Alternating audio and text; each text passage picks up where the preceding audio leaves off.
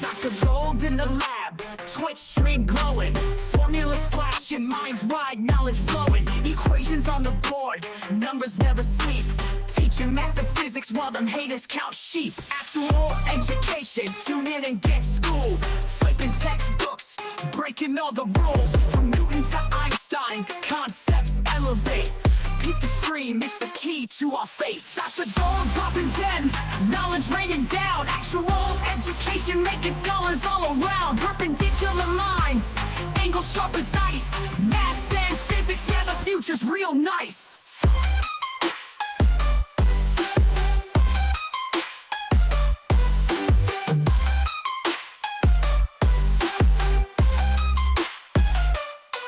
Got the Pythagorean triangles about to flex. Quantum theories on deck, breaking all the specs. Relativity theories, worlds getting small. Grasp the universal laws, standing tall. From the atom to the cosmos, we rolling deep. Gracing up the stars, no time to sleep. Black holes and supernovas, concepts we unfold. Brain power heavy, yeah, that's Dr. Gold. Dr. Gold dropping gems, knowledge raining down. Actual education making scholars all around. Perpendicular minds, angles sharp as ice. Maths and physics, yeah, the future's real nice.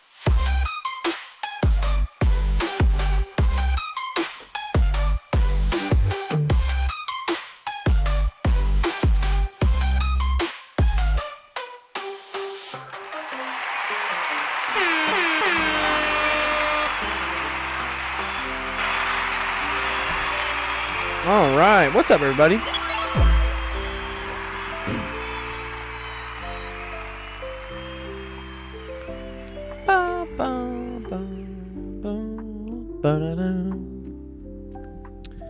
Welcome back. What's up, Adarsh? Good to see you, dude. J-Snack, say, Fembox, physics exam tomorrow. Oh no.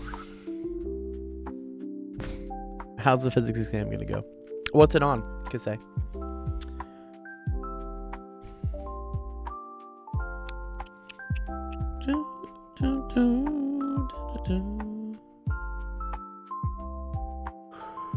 Oh man. Ugh. I'm still a little tired.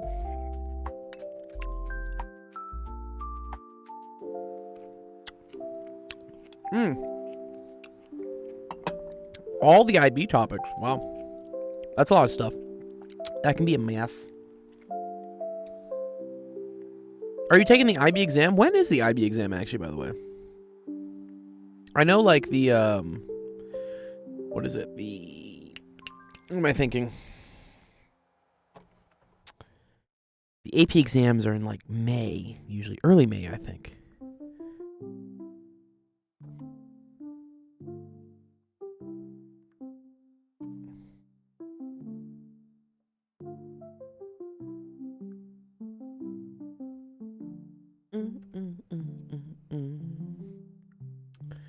Let me fix my camera. I don't like my camera here.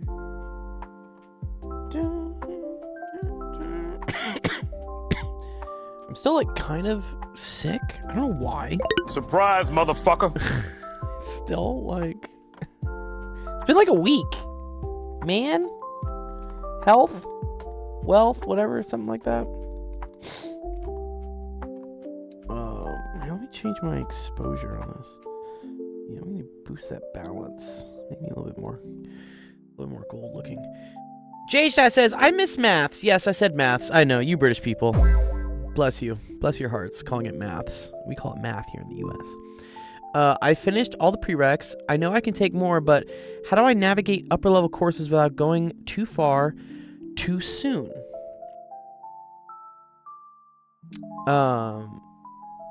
And what Kasei says, oh, you're in grade 11, so you don't have to worry about it till next year. Okay, cool. Dope. That's dope. Okay, J-Snat, what have you taken calculus? What maths have you taken? Maybe that'll help us. Have you taken Calc 1, Calc 2, Calc 3? pre-calc. I think they call it like functions or something in Canada. Oh, you've taken all the calculuses. You've taken Diffie-Q. You've taken linear. You've taken probability. You've taken statistics. Okay. So you've taken a lot of math. That's dope. Yeah, nice. That's basically all the maths. The next one I would take... I feel like either complex or real analysis should be your next one. Or discrete. My next one I took was complex analysis. I took basically all the courses you're talking about. I took all those. And then I took complex analysis, and then I said I'm done. Sup, nerds? Sup, Psychode? So, yeah, I would say maybe complex analysis. Real analysis is a little bit more proof-based. Complex is kind of still more or less mechanical. Like, not the worst thing in the world. And then you can take real analysis, or you can take... People like discrete. I know people love discrete. Discrete is a little tough.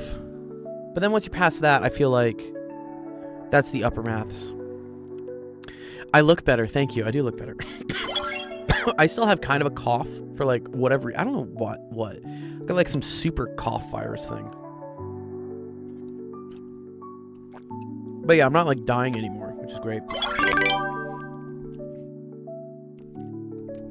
Anyways.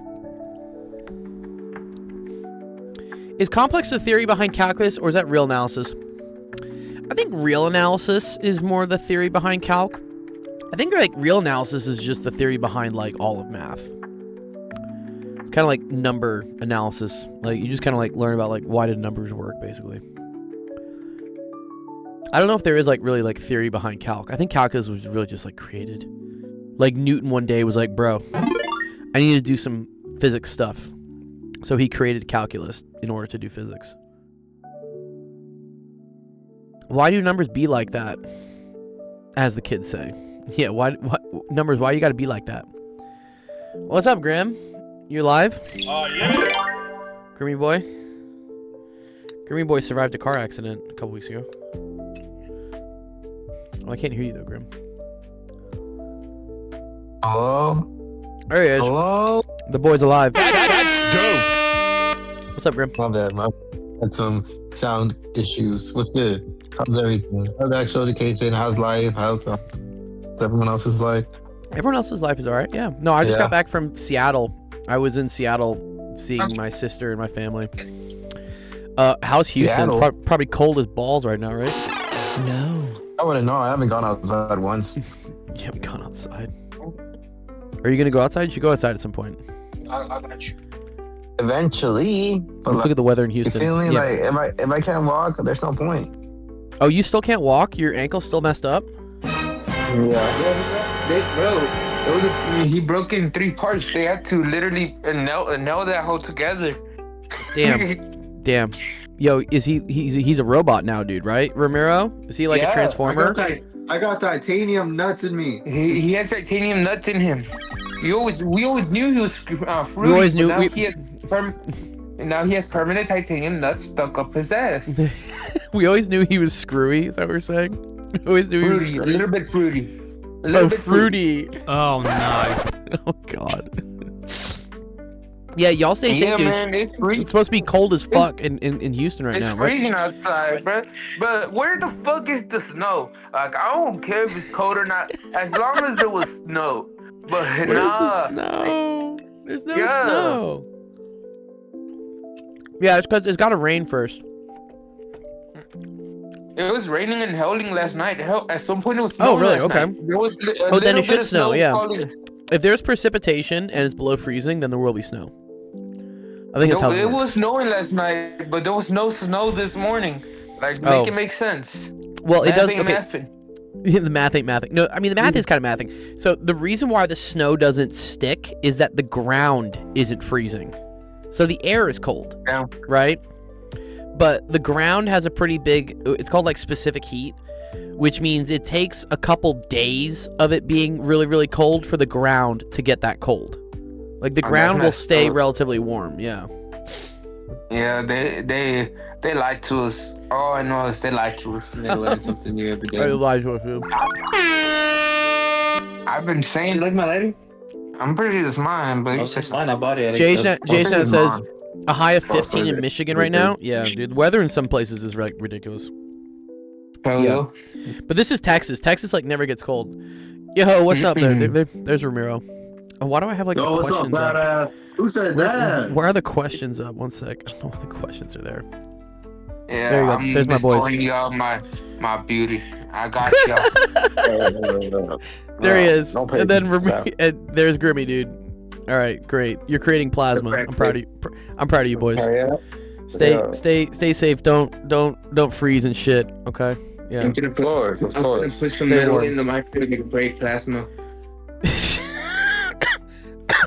Okay. So I'll hold that micro blow up on you.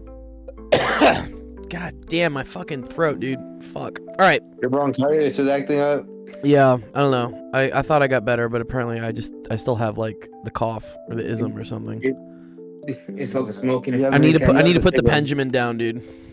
Yeah, it's finally All the catching up. best. I don't smoke anything these days. What? Next time we see each other, we hit. It's 'cause you- We're gonna go blinker for blinker.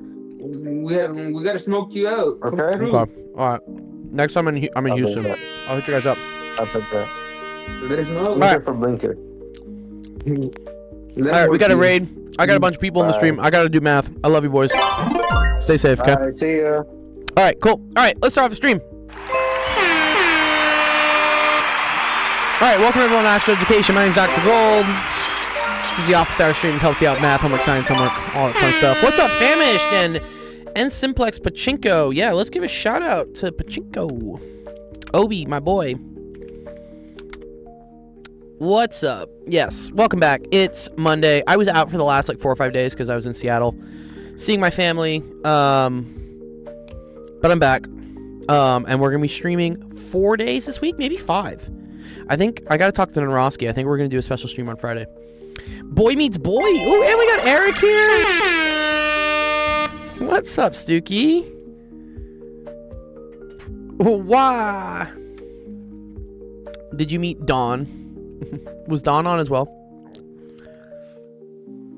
Oh shit! I should have met Dawn. Yeah, fuck. Wait, Dawn's in Seattle. No. Oh, dude, I totally blanked on that one. Oh man. Yeah, I should have totally hit Dawn up. Fuck. I blanked on that one. Yeah, Dawn is in Seattle. Wow. To be fair though, I flew in Thursday at like midnight.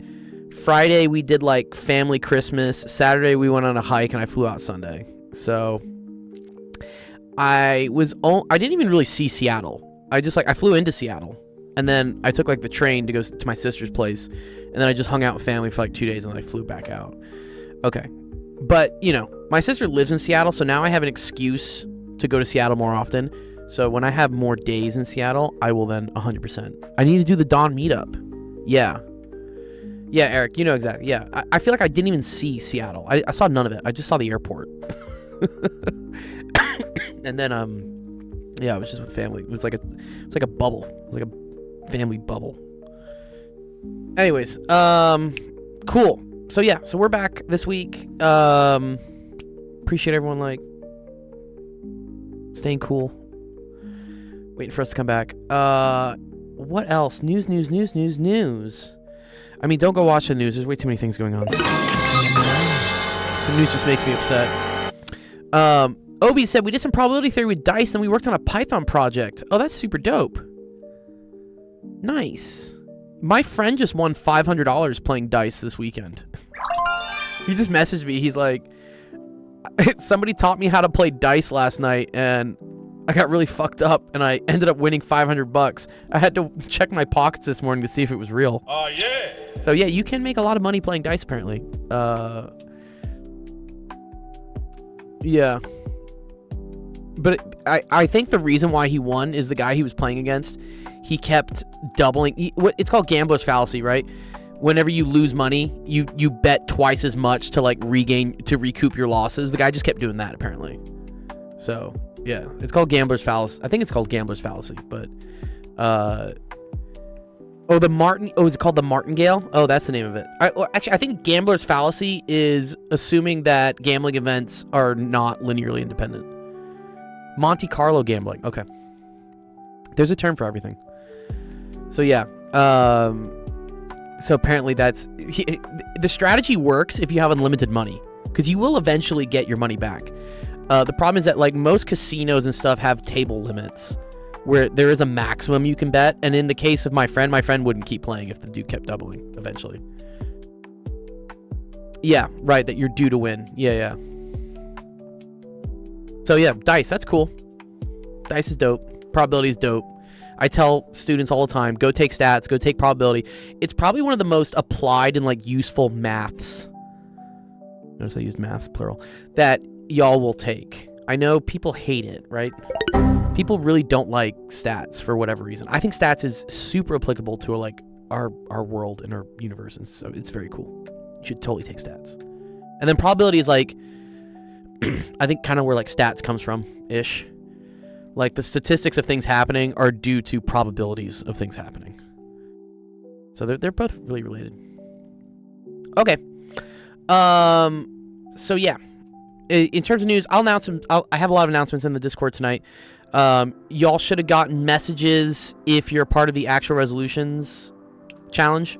We're trying to like set actual resolutions that you guys like complete. So check your inboxes for that. And then we also opened up voting for the games on Friday. So the games for this week, I think, is Roblox, Fortnite, Warzone, Valorant, or chess. Chess still needs to win. You guys keep voting for chess, but it's not winning the picker wheel because of probability, right? Yeah.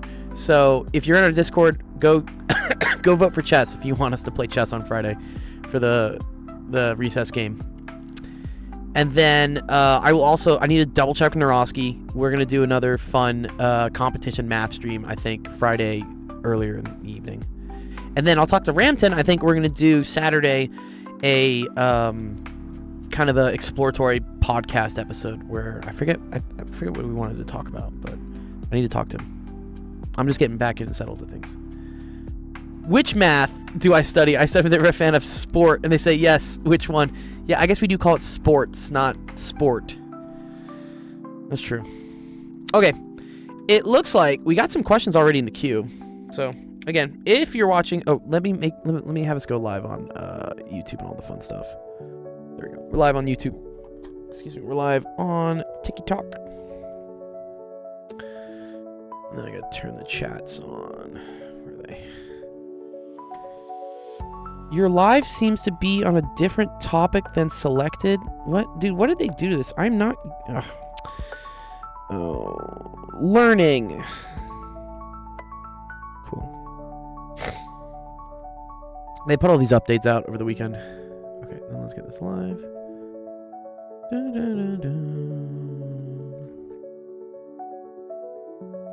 There we go. Okay, chat's working. Chat is working on TikTok. Let's see what we got. Not weather in Philly. Okay. Actualofficehours.com. I think Equity submitted 3 questions. Wow, Equity. Oh, yeah. Rapid fire. Let's see what we got. The position vector to the midpoint of the segment containing the 2 points. Ooh, this is fascinating. Vectors are dope. I like vectors. That's dope. Okay. Find the position vector to the midpoint of the segment containing the 2 points. Oh, okay. Interesting they say the position vector. Are they just asking for, like, what the midpoint is? I believe so, right? Like, if I were to think about this in 3-dimensional space. Yeah, from the origin, right? Yeah, exactly. Yeah, that's what I think so as well, right? So if we were to graph this in, like, magical 3D land, right? And let's call this, like, X, Y, and Z. Right, 5, 8, 3. This would be, like, somewhere over here. Or I guess it would be a little bit more up in Y. There we go. Okay, cool. And then, like, yeah, right? And then 11, 20, and 9. Well, that's really far out. Wow. That's, like, way over here. Way over here, way over here. Okay, so then this right here is, like, 11, 29. And then there's a segment. So it's not a ray, it's not a line. It just connects these 2 points. And then there's got to be like some midpoint here. And then I assume, yeah, what Jeff is saying, that the vector is from the origin. So they're talking about like this. I guess I would have liked to made it whatever, something like that. Yeah. Okay. Because all these points, so this is a point, right? If you were to write this as a vector, as like 5, 8, 3, that's the vector that points from the origin to that point.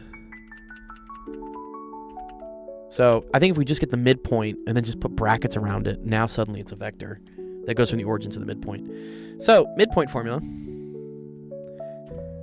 After this, do some examples in 6 to 7 dimensions.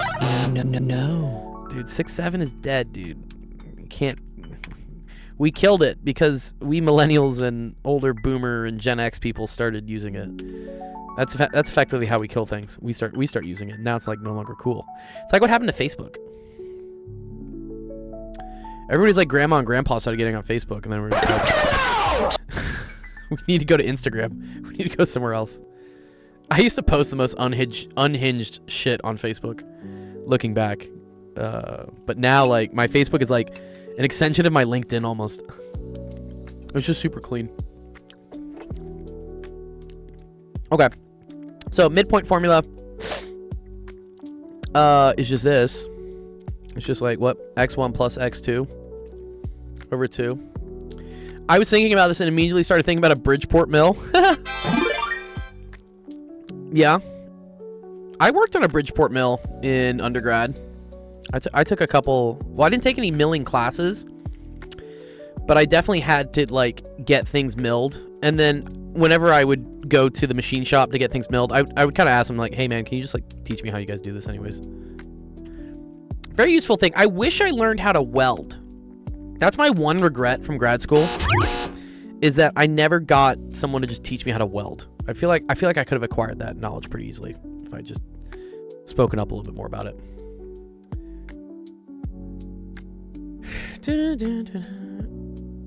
Yes, it was. You used to have a college email in order to have Facebook. That's what people don't realize. It used to be you could only have Facebook if you were in college. It was pretty cool. Yeah. It's not too late, yeah. It's just like it would cost me money now to learn how to weld. And dude, in college I was just like bored. You know, instead of like playing beer pong one of the nights, I could have like learned how to weld. Or grad school, sorry. Yeah, okay, there we go. And then this is 8 plus 20. Does solving this get you girls? Solving this will get you closer to a degree, which has been shown to correlate directly with higher income, and higher income definitely correlates with getting girls. So yes, if you want your answer, not directly, but indirectly, yes, correct.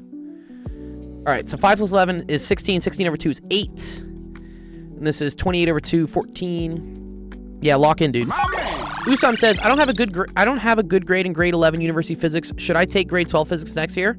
Yeah. I mean, why do you not have a good grade in physics is probably my first question. Is it because you just didn't turn in your homework, or you had a shitty teacher, or are there like things that you just don't understand? It helps to be a decent person. Agreed, Obi. It definitely does. Definitely does. But I would say the initial interest, money definitely helps. Keeping them, you have to be a good person, for sure. Half mustache James. Okay. I should go to a community college and take it. That would be cool. Anyways, all right, equity. I think this is it. And I'm not going to do these because it's just the same fucking shit. According to the answer key, it's not. Yo, what? Okay, well, what's the answer key then, equity? Tell me, bro. You got to... What? What's the answer key say? So maybe it's from the first to the midpoint? Yeah, it could be. Hello from Malaysia. What's up, Jeff from Malaysia? Welcome. I'm gonna go to Japan next month. Not next year, next month. Maybe in 2 months. What's up, Raven? I could teach them the cross product, Jay. That's a little bit much. Sorry. You said you posted it? All right. Okay. Wait. This is for question 21. Where's for question 20? You gave me the one for 21. But okay, I can see. Oh, you're back. What's up, Star Prod? We are back. We are back. Yes. I apologize. I was in Seattle for a bit. Jeff is right, by the way. So according to your answer key, so they're calculating the midpoint for this one, which I agree, right? 6 plus 22 is 28 divided by 2, 14, whatever. Yeah, this is the midpoint of these. And then this vector is from the first point to the midpoint. Or wait, is it? Wait, no, it's not. Wait, what the fuck? Excuse me? No. Wait, what? No, it is. It is. Sorry. Yeah. Yeah, this to this, right? Yeah, is 8. 9 to 5 is minus 4. 4 to 8 is 4. It is. Yes, okay. Okay, good. Okay, so this right here is the midpoint. Or, well, here, let's just... Yeah. It's a badly worded question, Equity, to be honest. Because they didn't mention anything. You could also subtract the 2 vectors and divide by 2. That's another way to do it. Yep. Yeah. Well, you can subtract the 2 vectors and divide by 2. Yeah, that's actually another cool way to do it. So this, for instance, this is the this is the midpoint, and then they want the vector.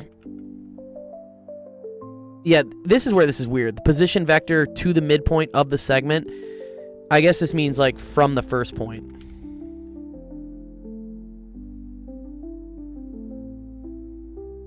Raccoon says the midpoint of 3 and 9 is 11. Am I missing something? Where are you seeing the 3 and 9? Oh, yeah. No, I'm being dumb. Sorry. Yeah. I don't know why I put 11 here. This is 6. Yeah. Yeah, 3 plus 9 is 12. 12 over 2 is 6, not 11. Disqualified. Thank you, Green Raccoon. Okay, this is the midpoint. And then so from first point to midpoint, that vector is going to be, it's like mid x minus first x, comma, like mid y minus first y, comma, mid z minus first z. So in this case, it would be 8 minus 5, so that would be 3. And then it would be 14 minus 8, which is 6. And then it would be 6 minus 3, which is 3. Cool. There you go. That is it. Now, the other way to do it, yeah, which is clever, what Psycode says, you could also figure out the vector between these two things and then just divide it by 2. Are 3D vectors a big difference from 2D? No, it's just you're just adding another dimension. A lot of the math is the same. You just have to add like another thing you got to keep track of. So for instance, in magnitude of 2D vectors, you just do like x squared plus y squared, right? This is like the magnitude of a vector that has only 2 dimensions. When you add a third dimension, you just have to put another one in there. And I don't know, you could put in another dimension like time or something. Yeah. A lot of the math is the same. It's just you have to add more things to calculate. So yeah, another way to do this would be to calculate what this vector is. Which here, let's use a new color. Let's use this. So that one right there would be 11 minus 5, comma 20 minus 8, comma 9 minus 3. It's like 3D triangles. It is. Oh, yeah. That's exactly correct. Okay. So this would be 6, comma 12, comma 6. But then you want to the midpoint, so you want half of this vector, right? So then you just do this divided by 2, and that would get you 3, comma 6, comma 3, which is the same answer we got here. Cool. So, yeah, poorly worded question, but I think I understand how it works. I hope that makes sense to you. Equity, yeah. Great. That's dope. 2 ways to do it.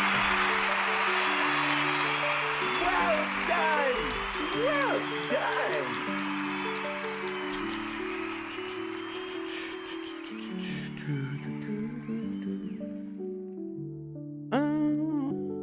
And then, one second, let me fix this.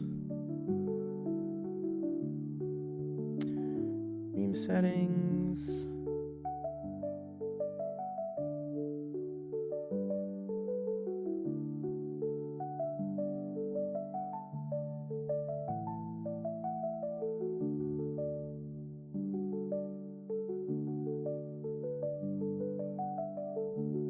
Okay. 3D vectors.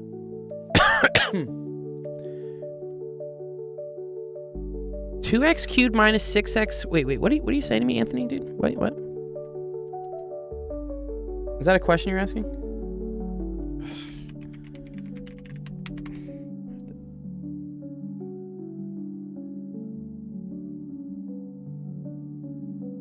Okay, let's drop your screenshot in.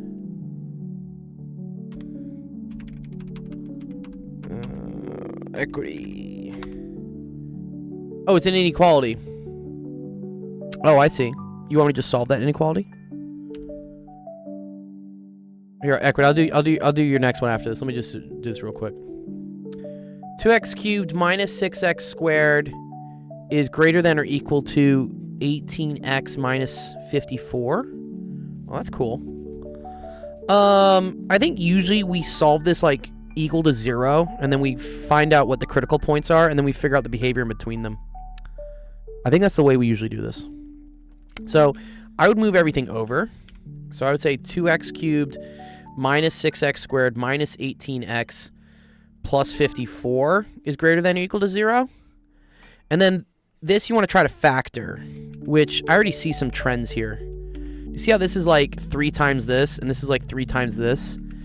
When this happens, you can usually like pair things off, is what you can do. So for instance, I could take these two, and let's see what I can factor out of them. I can factor 2x squared out. And so this would become, so 2x squared times what gets me 2x cubed? That would be x. Then 2x squared times what gets me 6x squared? Well, that's minus 3. And then from this, I would factor out an 18. And,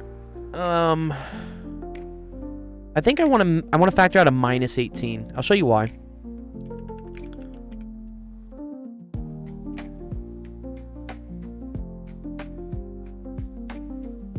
Yeah, you could divide. Oh, you could all. Yes, Green Raccoon. You could also divide everything by 2. Yeah, that's also valid. I'm gonna factor minus 18 out. So minus 18 times, and then this would become just x, right? Because minus 18 times x would get you minus 18x, and then this would be minus 3 because minus 18 times minus 3 would get you positive 54.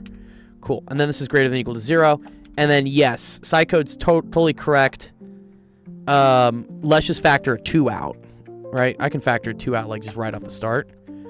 So divide by 2, divide by 2, divide by 2. 0 divided by 2 is just 0.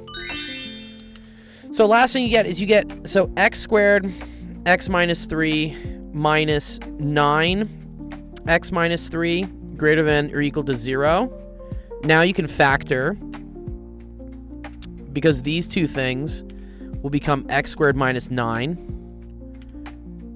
And then this becomes times x minus 3. And then this is all greater than or equal to 0. Wow, so wait, this is like... Okay, so from this is degenerates. You get 2 solutions, right? So this gets you x is equal to plus or minus 3, and then this just gets you x is equal to 3. So, no new information here. I guess positive 3 is order 2 or something. Okay, so x equals 3 or negative 3. So then the next thing you want to do is you're going to create like your little number line here, and these are what I call like kind of interesting points, critical points, I think is sometimes what they call them. So I can put -3. Which is always exactly. Yep. Yeah. And then I have 3 here. And then what you want to do is you want to test like what happens.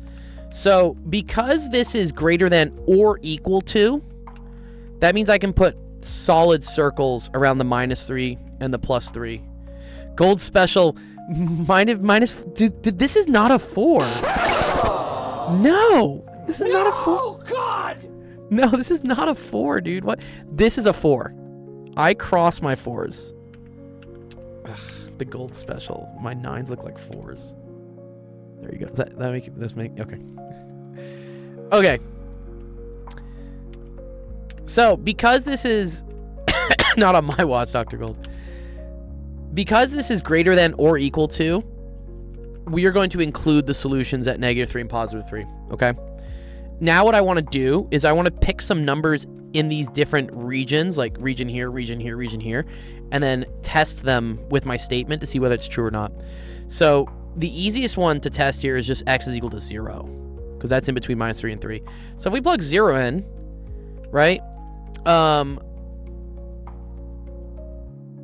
Note that I have x -3 squared, which is always non-negative. Yes, I guess this does factor to x + 3, x - 3.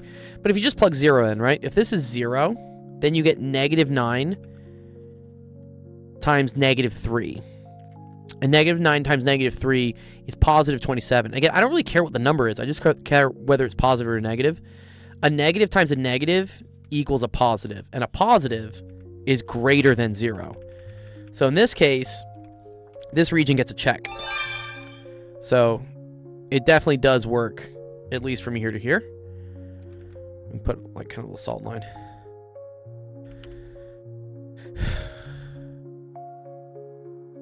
Don't worry about the test points. Oh, okay. You have a graphing calc. Well, you want to be able to do this, Anthony, like fast. You don't want to have to be like plugging this shit in your calculator all the time. Would it -3 not be a valid solution in this case? Why do we say that? I think -3 would be. If you plug -3 into here, you get -3 squared, which is positive 9, and 9 minus 9 is 0, right, piggies? And then 0 times, I don't care what this is. It's going to go to 0, right? 0 times whatever is 0, as long as it's not infinity. So I think -3 is valid. I could see why you might think that, because you would say, oh, this is 0 times -6, oinkiest piggies. But 0 times -6 is still 0. So then you can do another test point. So we could try something greater than 3. I like 5. Let's do 5. If you plug 5 in, this becomes 25 minus 9. These are propulsion. 25 minus 9 is 16, so this is positive. This is positive. Oh, wow. Positive times a positive is also greater than 0. Okay, so this is also good. Crazy. Wow. So this is okay as well. Okay. Okay, so then let's go less than, maybe. Let's do -5. Okay, if I do -5, this is going to be positive, but this will be negative, right? Because -5 minus 3 is -8. Positive times the negative is negative, so now this doesn't work. That's dope. Okay, so this region is a no-no. No. Okay, so based on these two regions being okay, so it's actually funny, the 3 doesn't really count. So at the end of the day, we say that, I'm pretty sure we say our answer is -3 inclusive up to positive infinity. I think. We can check that. Yeah, you don't count it because it's a double root. What's up, Shaq? Yo, what's good, Gold? What's up, dude? I'm back. How Yeah. you doing, man? I'm good. Are you freezing up in where are you, in Boston, Massachusetts?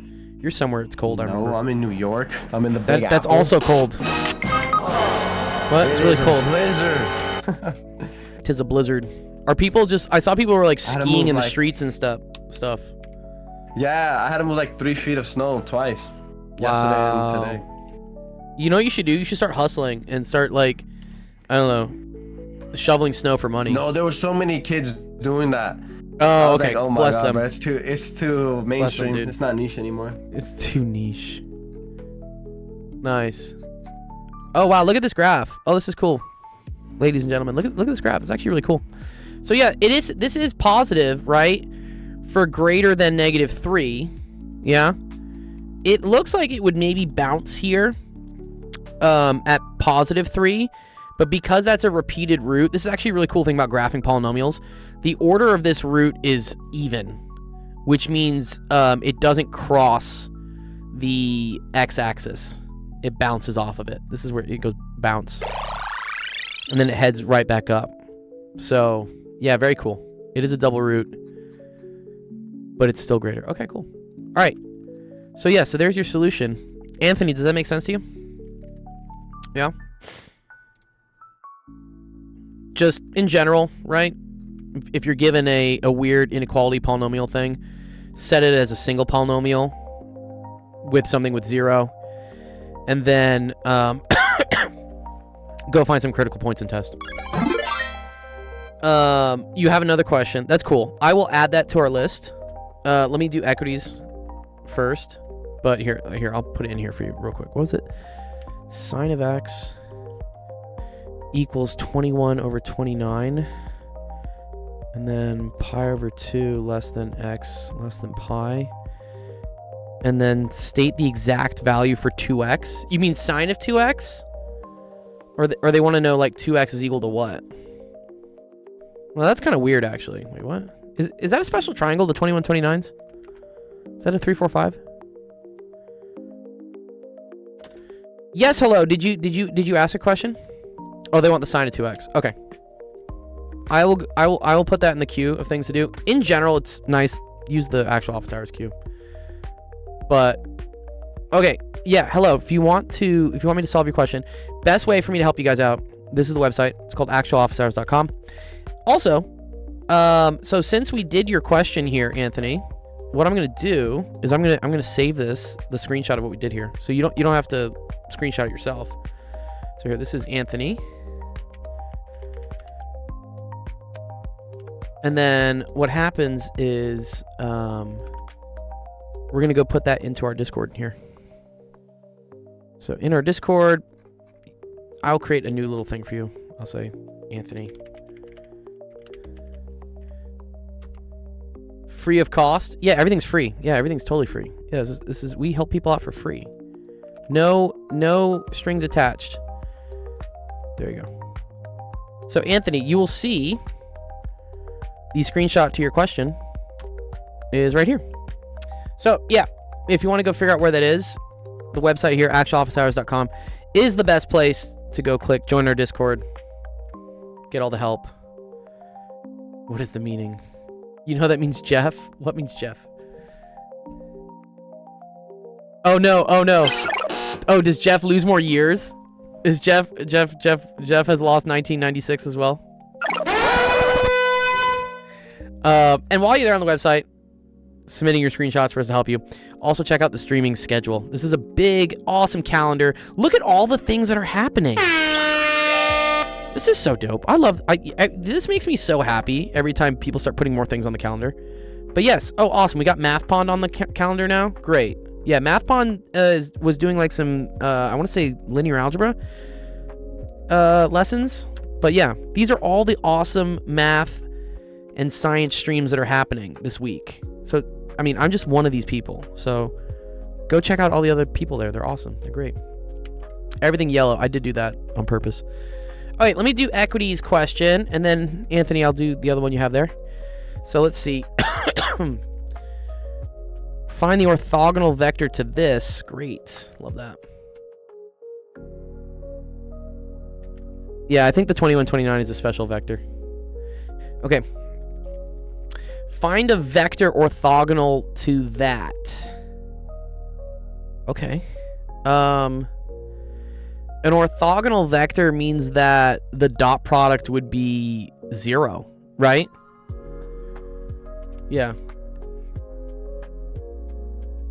Exactly. Okay, good. So if A is perpendicular orthogonal to B, then A dot B is equal to 0.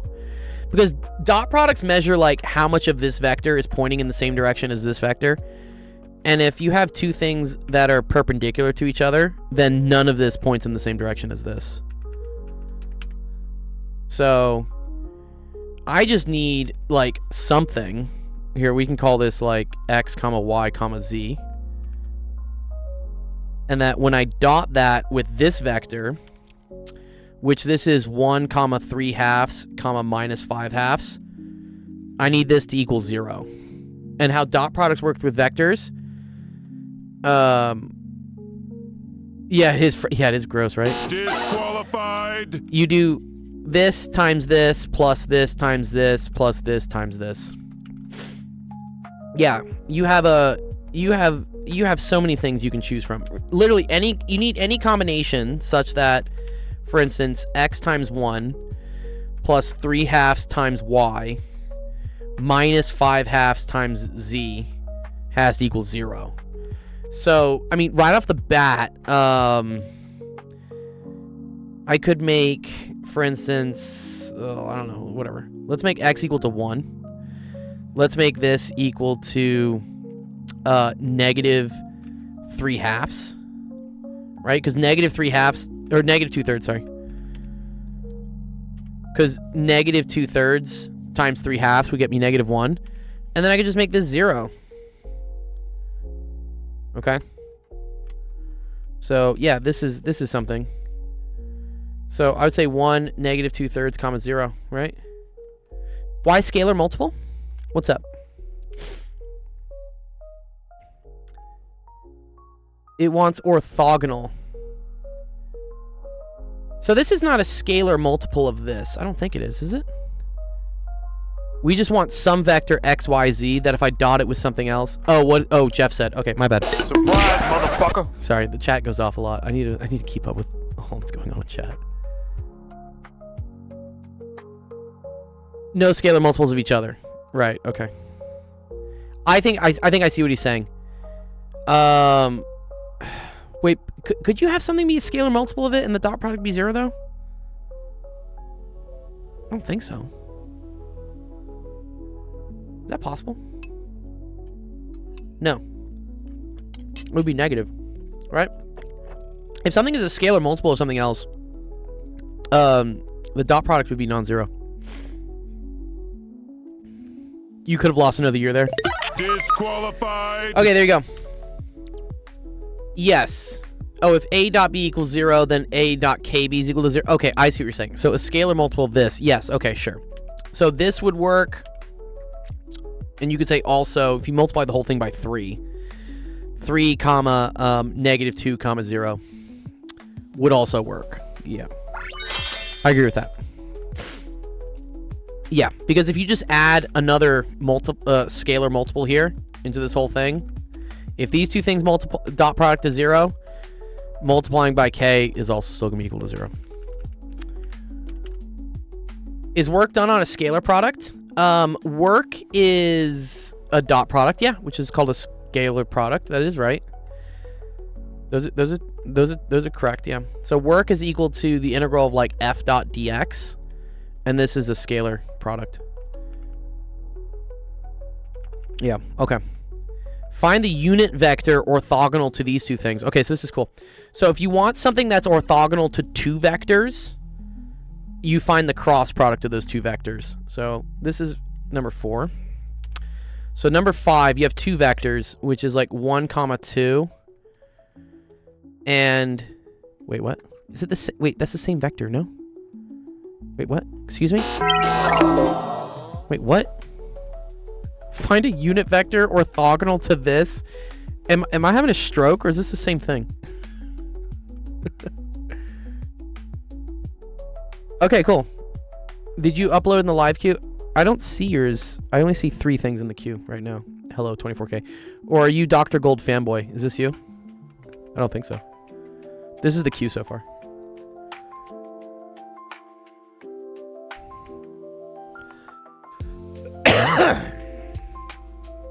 Okay, so this is actually really dumb.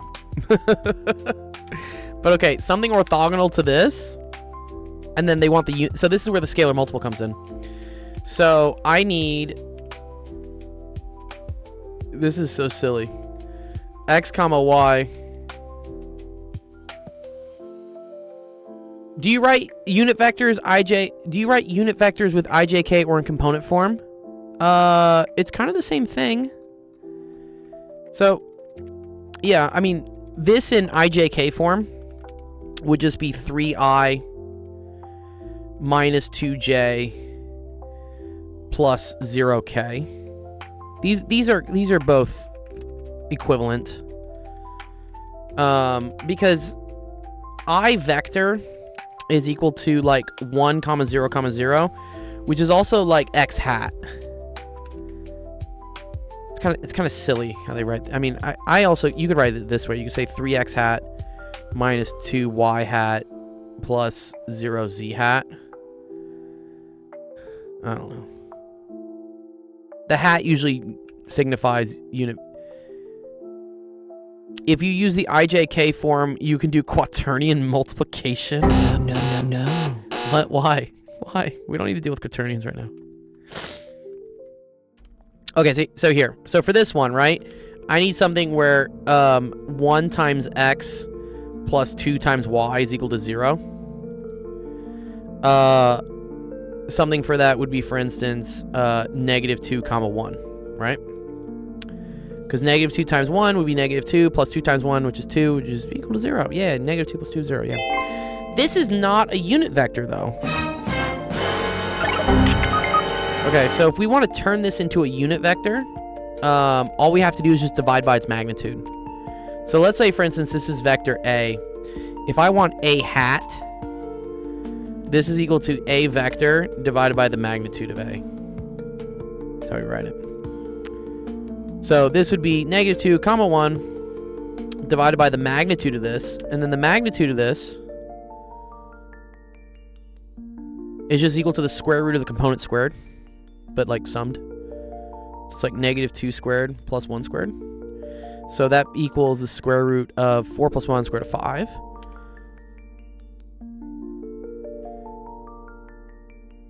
Yes, you could also rotate. Yeah, you can also rotate. That's another way to get it for to be orthogonal. That is true. That's a little bit more complicated. We could do like a transformation matrix, I guess, right? Okay, cool. So then this gets you. I think this is the appropriate way to write it. Well, if they want it in component form, you would say like negative 2 over the square root of 5 I plus 1 over square root of 5 J. But then, like, people don't like this. They don't like the square root of 5 on the bottom. So they would say this is negative 2 square root of 5 over 5 I vector plus 5 square root of 5 over 5 J vector. There you go. That's also, like, technically correct. The way I would write this, I would just say this is 1 over the square root of 5, and then I would just say, like, negative 2 comma 1. This is like the real application of when you would do it. This is just silly. It's a perfectly reasonable answer, and they can live with it. Yeah. Okay, cool. Nice. Okay, great. Another cool one, Equity. Appreciate it. Yeah, Corb, what's up, dude? Oh, swap components and negate one. Oh, that's fun. And actually, that's literally what we did. Right? We swapped these, right? And then we made one negative. I don't think that's the answer. Well, there are many answers.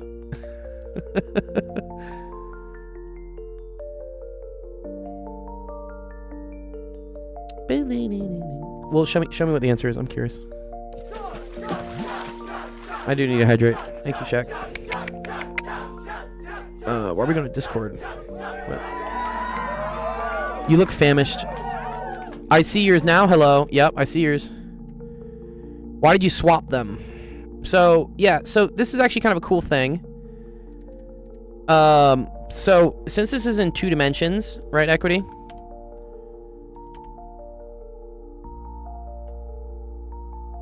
Can you show me how to simplify radicals that are being divided with a negative exponent? Yeah. Can you post an example of one? Like a screenshot of one? John Sycaris? If you post it to that website, actualofficehours.com, just send me a screenshot of what like is one that you need help with or looks like one, and I'll explain why it works. So this was 1,2, right? So 1,2 is 1 unit here, 2 units here. So that was this. So this is 1,2. And Psycode said that, oh, okay. Well, in order for something to be orthogonal to this, perpendicular to this, right? It needs to be 90 degrees to it.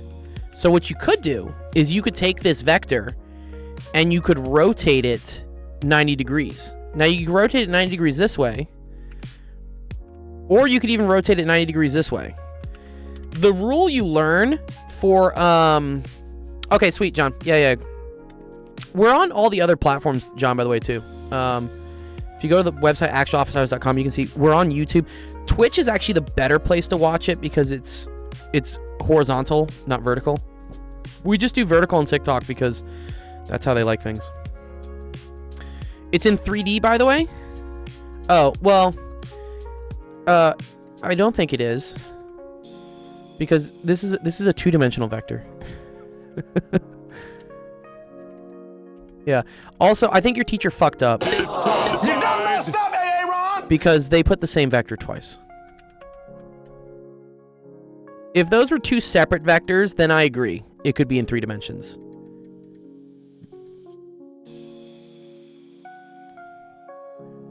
Okay. It says K is 0. Yeah, but it's the same vector. I'm not crazy, right? Yeah, if K is 0, we can treat it as 2D. Yeah. Also, yeah, this is literally the same vector.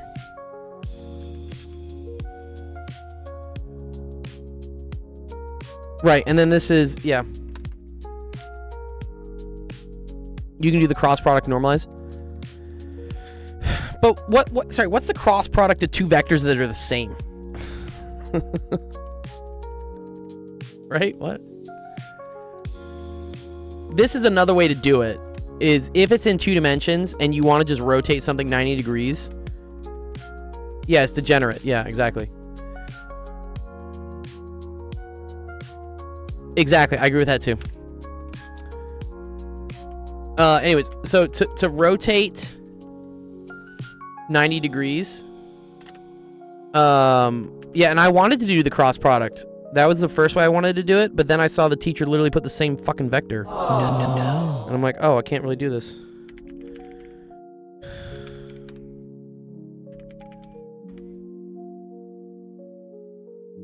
But where's the fun little table of them? One on the table. There's a cool little table of them. I don't want the actual matrix. Nope. Where is it?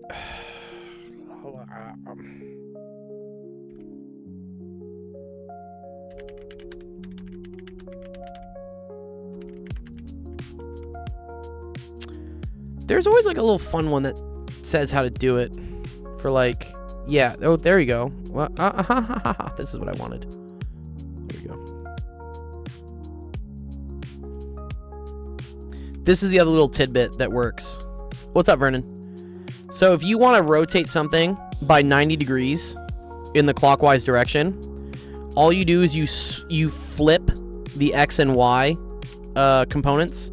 So instead of 1, 2, this would become 2, 1. And then you make this one negative. So that's why it's 2, negative 1. What about 360 degrees? Oh. Okay, Jeff. Jeff's just trying to get yours back at this point. Yeah. And that's literally what we did here, right? We got negative 2, 1. So actually what we did... Oh, because we did it... Sorry, we did it counterclockwise. Counterclockwise, you make this one negative. Not the other one.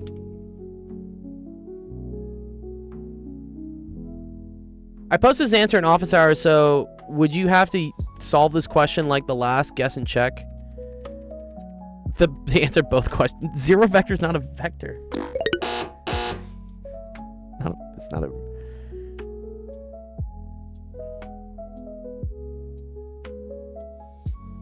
Yeah, your teacher's drunk, dude. What? Sorry, what's going on here?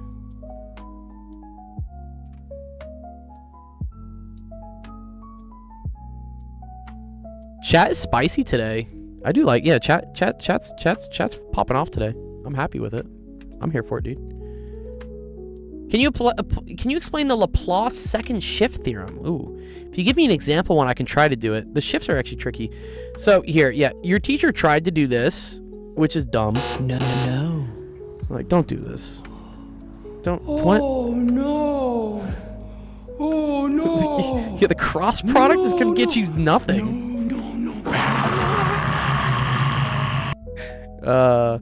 But this is correct. Any vector where u dot v is equal to 0. I agree with this. And that's what we did. It's not guess and check. It's just, what do I need to put for x and for y so that this equals 0? And this is like the most obvious one to me. It could have been -4, 2. You could do whatever. Just, you know, work smarter, not harder type shit. But the other way is that if it is in 2 dimensions, you can just apply a rotation of 90 degrees in either the clockwise or counterclockwise direction, and that will get you something that's orthogonal as well. Okay, cool. All right, I'm done with this.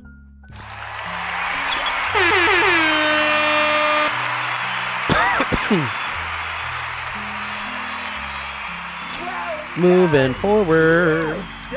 All right, Equator. Good. Yeah, you're welcome, dude. You have another one that I might do. Let me just get some more time on people. Hello says hello. Okay, 1 sec.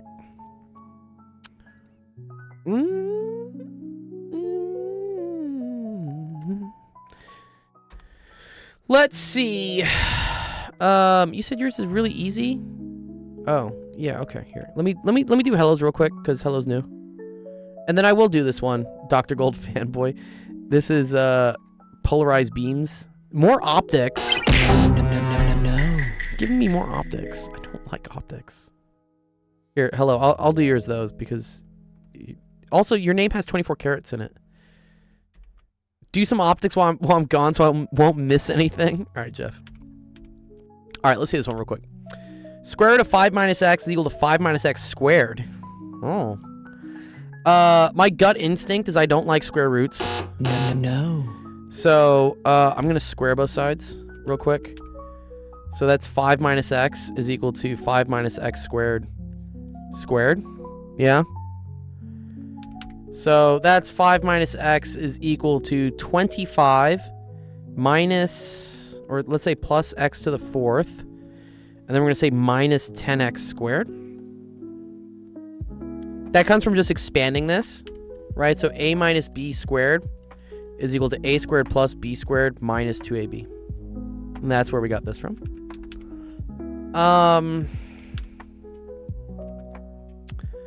Okay. So let's see what we got. Let's move everything over. So I got x to the 4th minus 10x squared plus x. What's that? 25 minus 5 plus 20. And then this is equal to 0, right?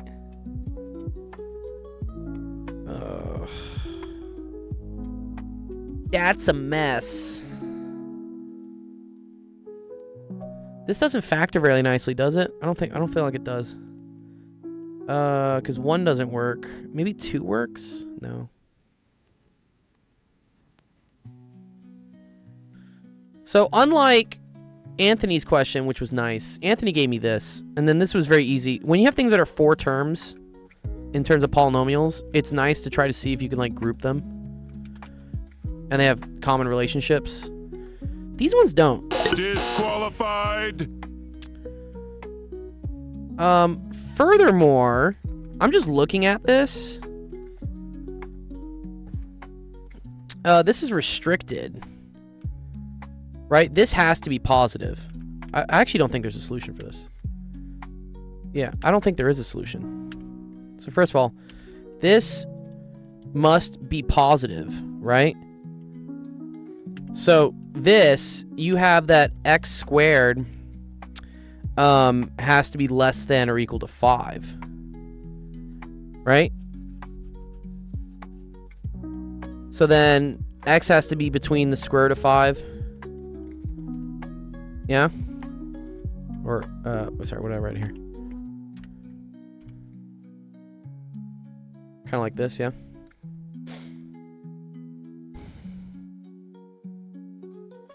I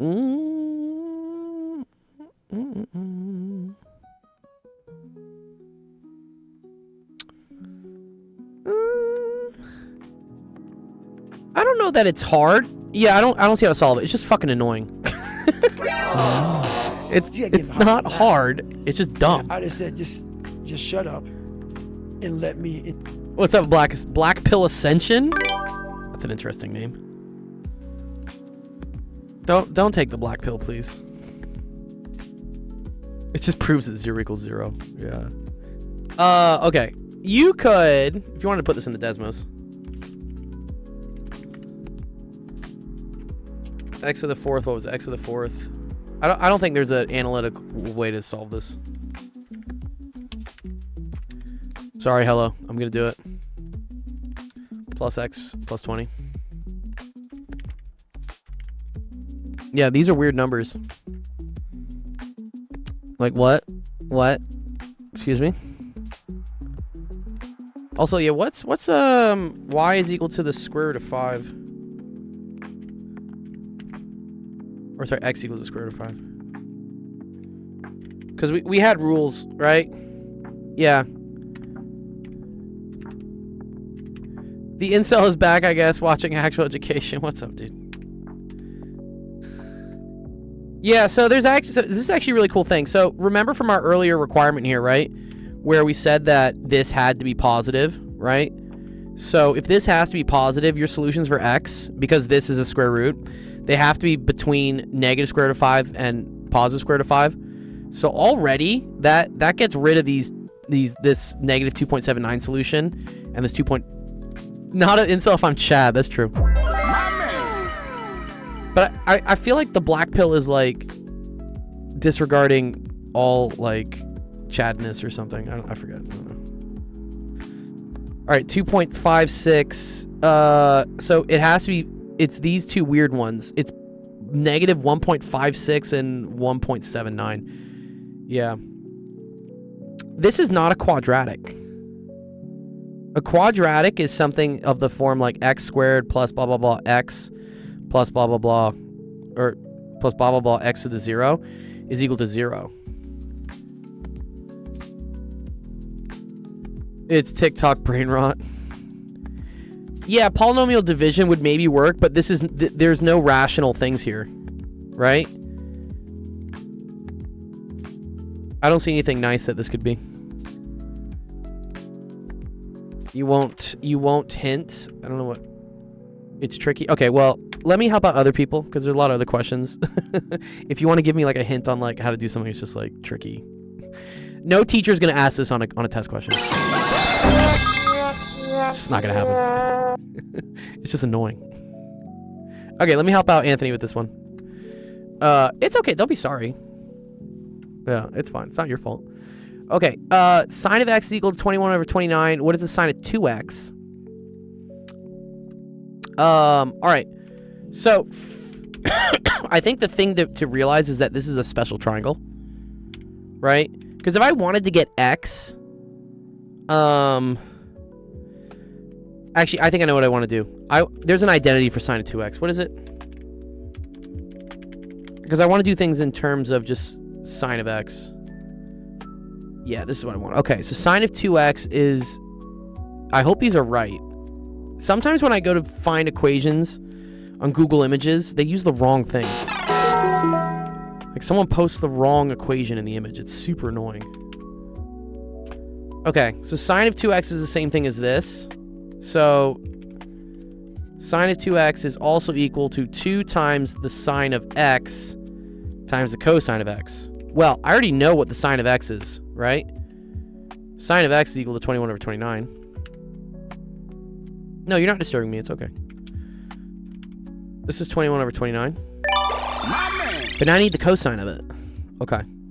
So this is where, again, it would be nice to know what x is by taking, for instance, so if sine of x is equal to 21 over 29, then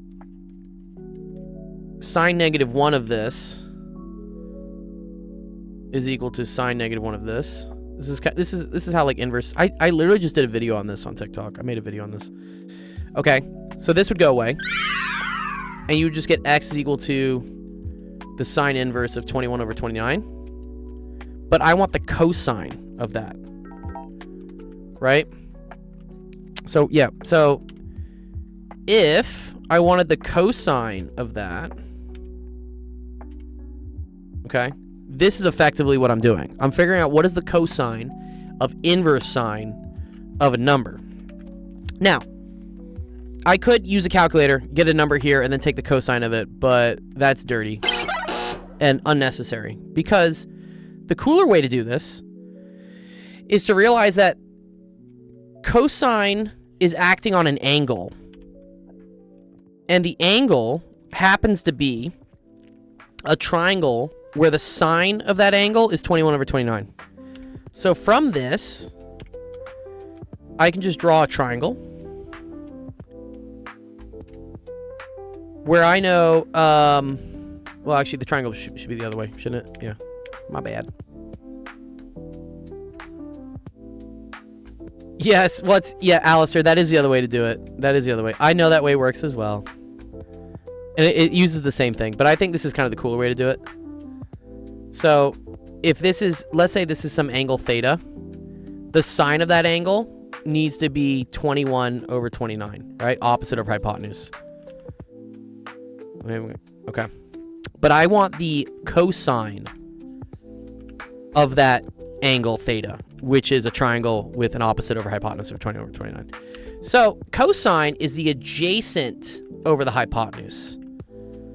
And because this is a right triangle, I could figure out the adjacent. I could use the Pythagorean theorem. Or this is a special triangle. I don't know if I know this one. I know 3, 4, 5, 5, 12, 13. The other ones. So, special right triangle. Or they're called Pythagorean triples. There we go. Bingo. This is them. Bing bang. So the Pythagorean triples, right. So 3, 4, 5, 6, 8, 10, which is just a multiple of 3, 4, 5. 5, 12, 13. Where's the 29? Here it is. 20, 21, 29. That's what I want. So this, I know, is 20. And then, so the cosine of that triangle is then 20 over 29. Oh, one sec. TikTok doesn't think I'm real. Okay. So this part right here becomes 20 over 29. So then sine of 2x is equal to... Yeah, no, I know. People... Yeah, my 9s look like 4s. All right, I'll fix it. I do need to get better at that. People are getting confused. You're not the first one. There we go. No, it's okay. I don't know at what point in my life that my 4s started looking like 9s, but apparently they do now. Okay, so it's just 2 times 21 times 20 over 29 squared. And so what is that? 8,400? Is that 8,400? No, 840, right? Yeah, 840. And I don't know what 29 squared is. What is 29 squared? Something less than 900. 841. Oh, wow. That's actually really cool. That's what happens when you don't take care of your 9s. They decays into 4s and emit gamma rays. No. See, I think my 4s are very distinct from my 9s, though. Anyways, okay. There you go. Nice. Cool. Good job, Anthony. Great question. That was a fun one.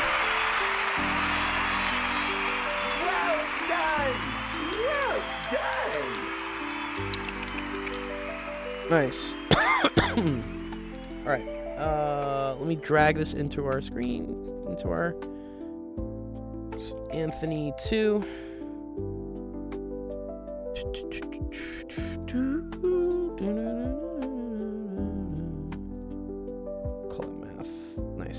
right, Anthony, I put the screenshot here in our Discord.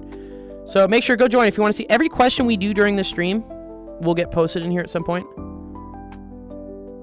So, for instance, this is Anthony's question and his solution. Did I give you points for this equity? I should give you points. Did I already give you points equity? I think I did at some point, no? I did. Okay, good. All right, let's see. What else we got? 23 viewers. Why? What's up, chat? That's a lot. Everyone's here for Monday math. Mondays are for the maths. All right, let's see. Determine which octants in which the conditions are so satisfied. Wow, this is fun. Okay.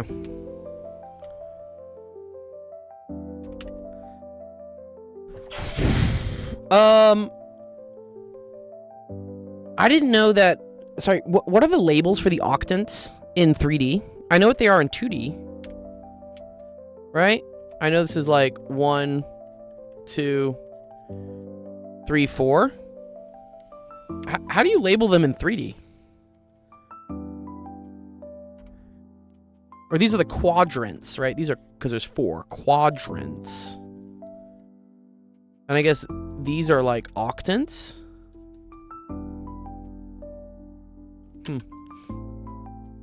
You use binary 000 to 111. Okay. Because I guess there are 8, yeah. Let me see if there's a way they do it.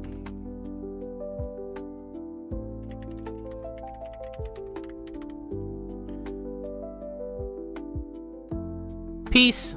Peace, hello. Okay.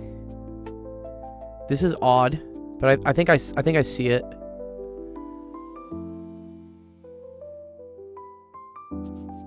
They also call it like plus, plus, minus, plus, minus, plus. Oh, okay, okay. I can get behind this. Yeah, come on by. Yeah. Again, if you're watching, the website actualofficehours.com where people are submitting their questions. If you click on the streaming schedule here, you'll also see all the times that we stream and all the times all of our other awesome friends stream. I shouted out Obi. Let me shout out Eric as well. He's another good one. We like Eric. Go check out Eric as well. Yeah, same thing works as binary. Okay, so let's see. So I think these are the octants, right? So it looks like they do the same 1, 2, 3, 4 for the top, but then it's 5, 6, 7, 8 for the Z is less than 0, right? I think that's the difference here. Yes, Joe, I can do statistics. I love statistics. Okay. Okay, so when X is greater than 0, Y is greater than 0, and Z is less than 0. Ooh, that's cool. So I think that's just quadrant 5 then, right? Because this would be the quadrant where X and Y are greater than 0, and Z is also greater than 0. But if Z is less than 0, that's the one directly below it. So that's going to be quadrant 5. Or as Psycode says, plus, plus, minus. That's another way to write it. Yeah, that's another cool way to think about it.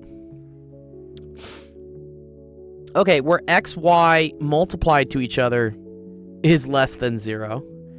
Okay, so that's where either X is positive and Y is negative, or Y is positive and X is negative.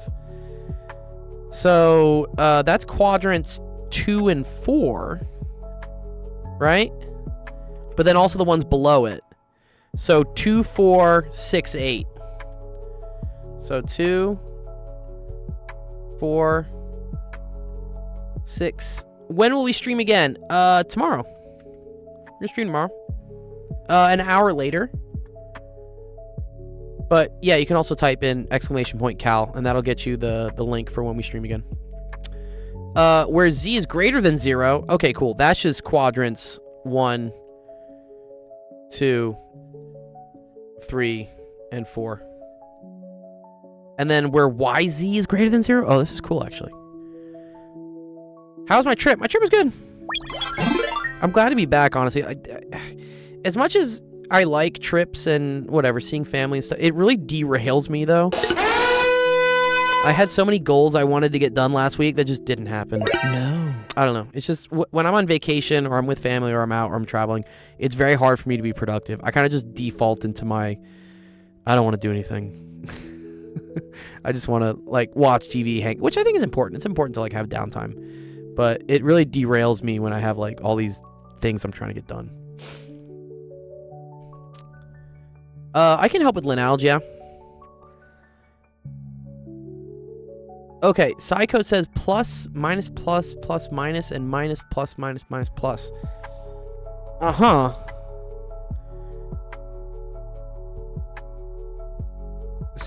Yeah, I see how it works, because plus and yeah, the binary actually does work kind of nicely. But if I wanted to do it this way, I need like, so right, y positive, z negative, or y negative, z positive, and then you're right, and then I don't care what x is. So for this one, yeah.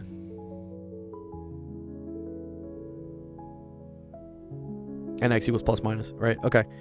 So y positive, z negative. So y positive, z negative would be quadrants 1 and 5, right?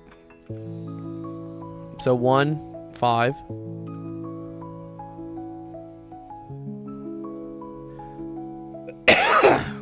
Yeah, bigger than 0 just means like positive.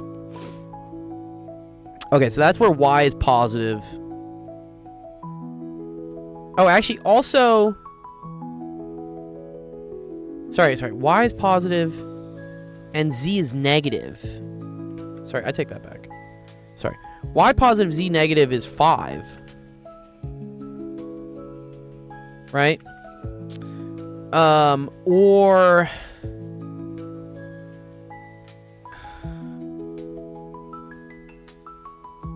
quadrant, was that 6? Yeah, quadrant 6, right? So here and here, it's y is positive, z is negative. But then if y is negative and z is positive, that's quadrants 3 and quadrant 4. Yeah.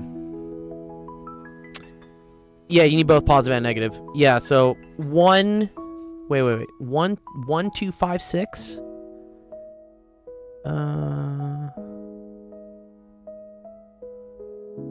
Oh, you're right. I do need both positive. Sorry, I don't know why I said they were negative. Ew. Yeah, sorry. So either they're both negative. Yeah, sorry. Y is negative and z is negative, or y is positive, z is positive. That's what I meant to say. Okay. I thought we were doing this one where I wanted them to be opposites again. Obviously not the case. Yep. Got you. Oh, so I was right originally. Right, yeah. 1, 1, 2.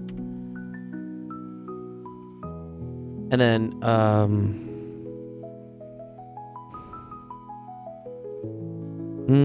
7, 8, right? Yeah, 7, 8. Yep, I agree. I agree, 7, 8.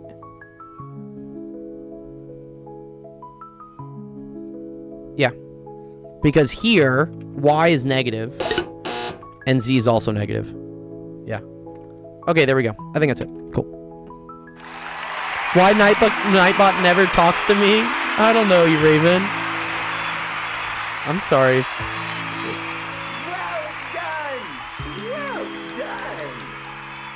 Oh, Nightbot is talking to you, you Raven, though. Yeah. Okay. There we go.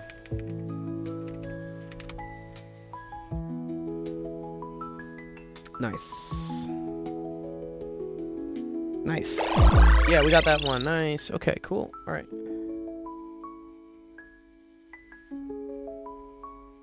All right. Let's... Did you just assume the gender of Nightbot? We don't know what Nightbot's gender is. Okay. Oh no. Caught. Straight to jail. No, it's okay. We don't cancel anyone here. Okay, let's do it. Next one. Looks like we're gonna do polarized beams of light. Okay. A linearly polarized beam of light is incident upon a group of 3 polarizing sheets, which are arranged so that the transmission acts... Yeah, this is Malice's law, right? What fraction of the incident intensity is transferred? So anytime you go through any sort of polarizer, you lose half, right? If you have unpolarized light going through this, I think you lose half. I think, like, right off the bat, this is now SO over 2, right? And then when, yeah, this Malice's law. Okay.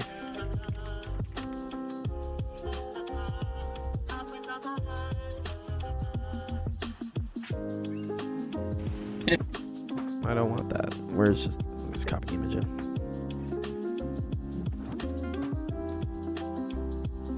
Yes, here we go. Right. So intensity is A naught squared cosine squared theta. Okay. So at this point, you have whatever your initial intensity was, which is going to be S naught over 2 squared, and then cosine squared of 45 degrees. And then once it goes through this, now the light is polarized at 45 degrees. So when we go to this one, you don't put in 90. It's always the angle relative to what it was last polarized at. Okay, of course, cosine of 45 squared of 2 over 2, so cosine squared would be 2 over 4, right? So for those that forgot their unit circle, cosine is 45 degrees is square root of 2 over 2. So this squared, this becomes square root of 2 squared, which is 2. And then 2 over 4 is 1/2. Okay.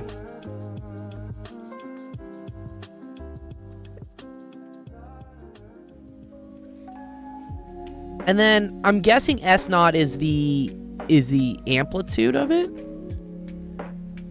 Well, actually, wait. Huh.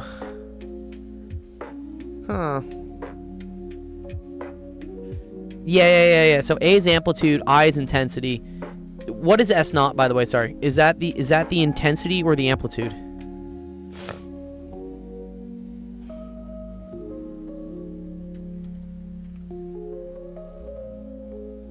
I think it's the intensity, right?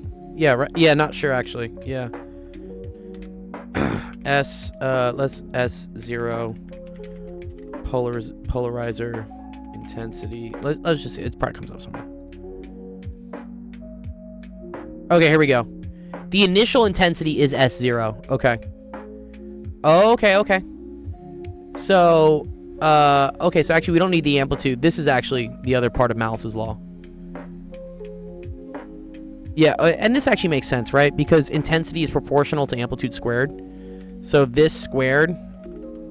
Yeah, okay, that's what I kind of want, right? Okay, so this is not S naught over 2 squared. This is just S naught over 2. Okay, cool. So then, S naught over 2, going through the 45 degree angle one, is then going to cut it down by 1/2 again. Okay, so this will be S naught over 4. And then, by symmetry, we can now see that this is going to be S naught over 8. Pretty easy, right? Yeah, because it's another 45 degrees. Okay, one sec. I'll be right back. I got a phone call. I got to pick up something from my front door that the delivery people have been waiting for a while to do. One sec. I will be right back.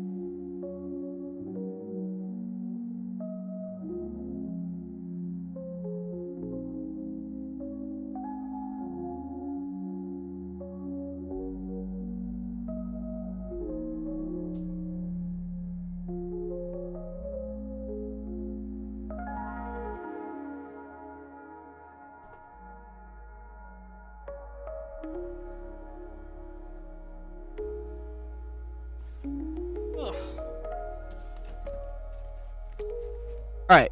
The new look is crazy mogging. What? What am I mogging? Ugh, take this off. I hate signing for things. I'm like, what? Just like leave it on my front door, please. It's okay. Okay. Let's go back. All right. Light is incident from air to surface of a liquid. The angle of incidence is 53 degrees and angle of refraction is 34 degrees. What angle incidence reflected light is completely polarized? What? Incident from air to surface of a liquid.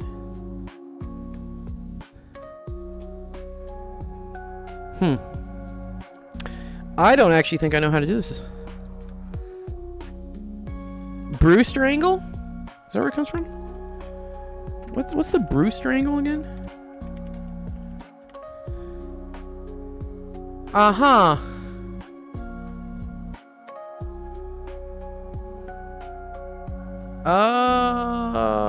Okay.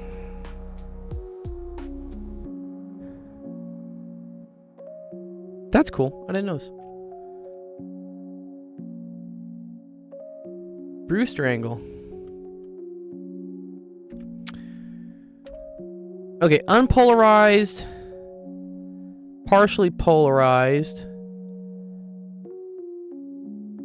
At what angle of incidence? But then what do we do with angle of incidence and angle of refraction? I think that helps us figure out N of the liquid, right?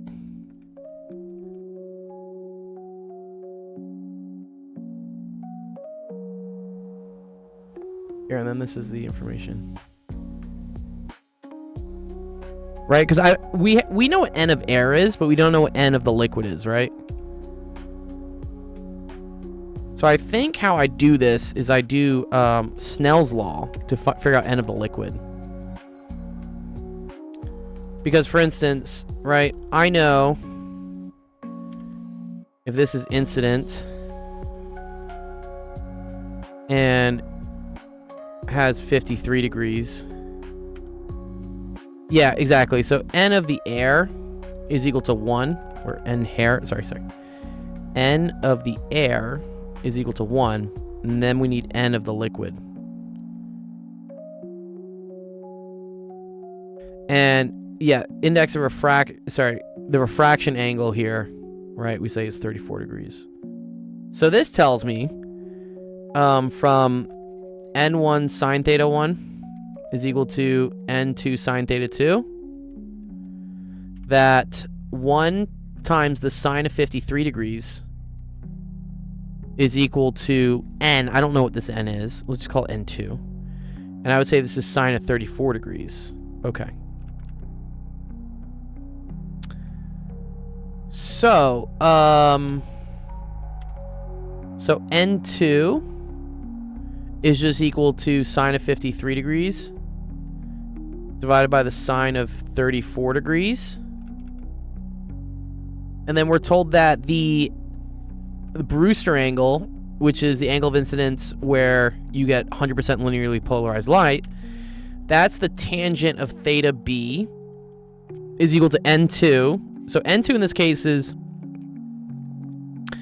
sine of 53 degrees over sine of 34 degrees, and then divided by N1. But N1 is just 1. Index of refraction for air is just 1. Okay, cool. So tangent of theta b is equal to this. I don't think there's any fun analytic way to do this, because I need like the arc tangent of this. I don't think it could do it. Where's my calculator? Calculator.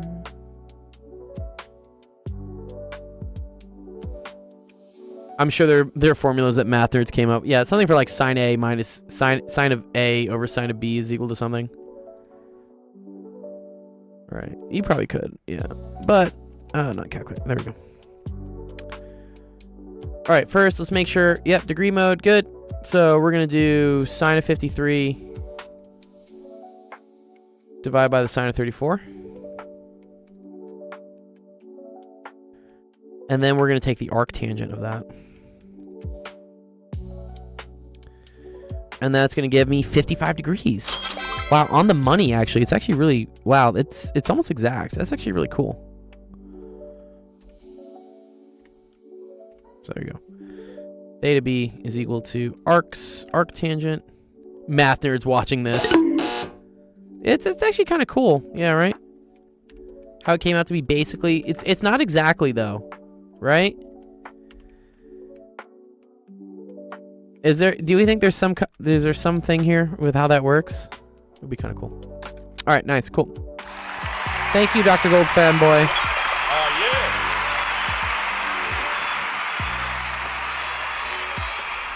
Well done!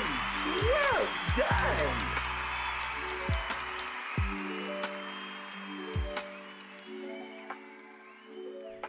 Oh, air is not actually 1, it's 1.00001. Okay, well that makes sense then. Yeah, I mean nothing's ever exact. We're just like close enough. All right, cool. Let's see.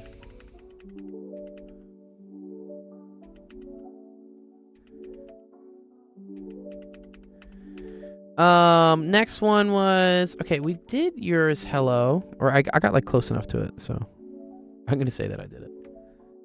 Let me see what Varvar has next for us. Here, and then let me download. And then, right, this one had 4 solutions.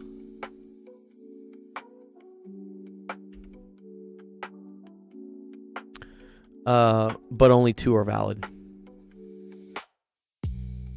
We all doing var for the huz. What is var? Wait, like anavar?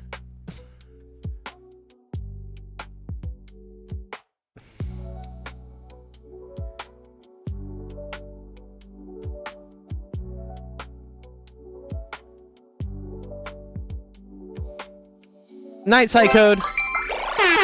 Appreciate you being here, dude. Yeah, thank you, Psycode. Always appreciate your insights. No, I mean melatonin. I think doing melatonin's like, it like fucks with your sleep system, honestly. You should just learn how to go to bed naturally. You don't, if you start becoming dependent on melatonin, you start wrecking your sleep cycle. I'm pretty sure.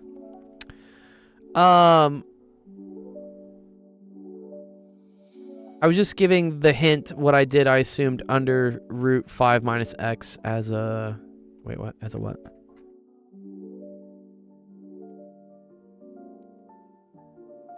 I don't know if there's an analytic way to solve this one though. Cuz melatonin is codename for Anavar? Oh, I'm learning so much these days. Wow, thanks Jeff for the sub. Was it Retta True Tide? That's the one everyone's like pinning these days, right? Retta. Y'all don't need any of that. You just need to go to the gym and like lift weights. That's what I say. I have it on my Instagram. It was my goal this year to bench 315. I do this completely 100% natural, like nothing. Nothing. All I do is like protein and creatine. But here, I'm gonna show you. It's possible, boys. You don't need Retta. This is Dr. Golden, all his heaviness, putting up 1 rep max for 315. I think I weighed like 206 at this point. So what's that? Benching 150% my body weight? Right? Yeah. Yeah, you don't need Retta. You don't need chill. Just go to the fucking gym.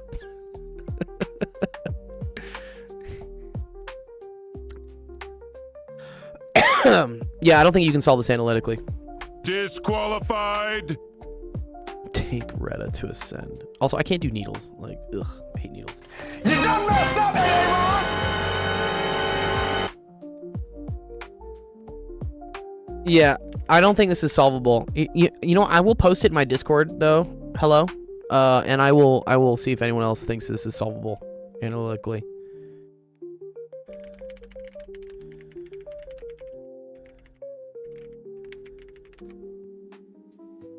Did you say girlfriend? I thought you meant IGF-1. Jeff says technically all are solvable. Y'all have the peptides. I think it's cool that you guys are interested in like fitness at least. I think that's cool.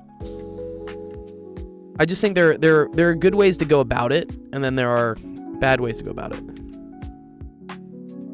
And anytime something seems like a hack or like a shortcut, just generally in life, there's always a cost.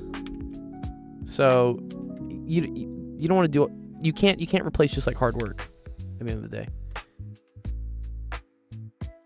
Oh, it's an IIT. Dude, I don't do JEE problems. No. I hate JEE problems. They're terrible.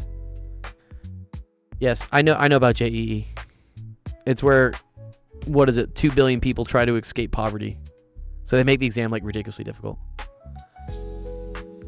Okay, Anthony, we also did yours. I don't know if you're in the Discord, check it. I think, which one was yours, Anthony? Not this one, sorry, dog. Which one was it? Fuck, I'm very sure I did yours. Was it this one? Wait, where the fuck did we put it?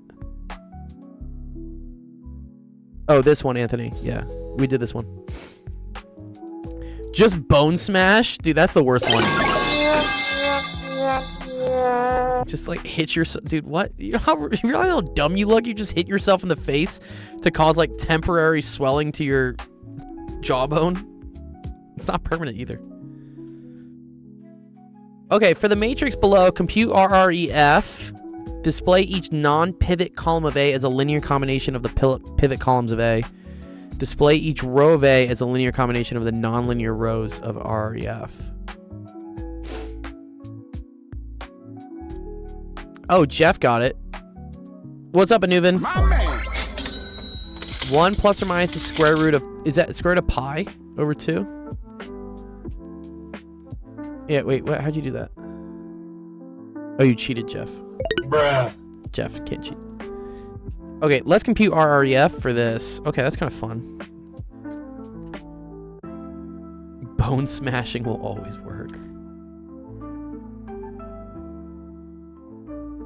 The thing I always like to say, because I know Clav is like coming up in whatever the sphere of influence and stuff, and people are like, look at all the girls he gets and like how he ignores them and blah blah blah. Those girls don't like him because he's attractive. They like him because he's popular. And he got popular by being ridiculous and trying to be attractive. It's not because he's attractive. It's because he's popular. Keating Garis? I don't know what that is. Okay, so I feel like when this happened, what do I want to do? I feel like I want to switch one of these. It's okay. Here, let's RREF. So I'm gonna take, what is this? I'm gonna do negative R3 plus R2 implies R2. Right, so when I do that, negative this adds to this. So what do we got? Negative 1 plus 1, so this becomes 0. 0 plus 2 is 2, and negative 1 plus this is 0. Oh, very cool. Okay, cool. It's all factors, yeah. And then let's do negative R1 plus R3 goes to R3.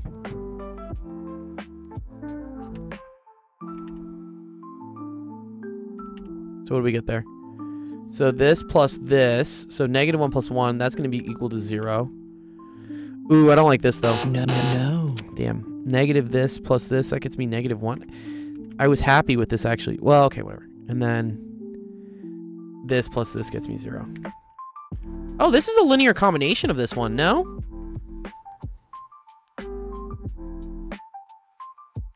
Is that true? I guess it is actually. Wait, whoa, right? Because if I double this, but then subtract this, I do get this.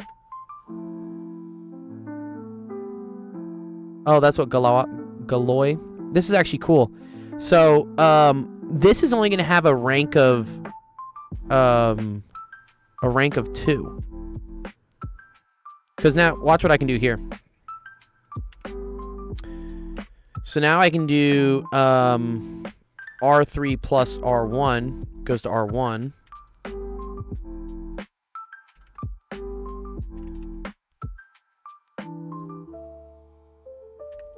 So then this is this. Very cool.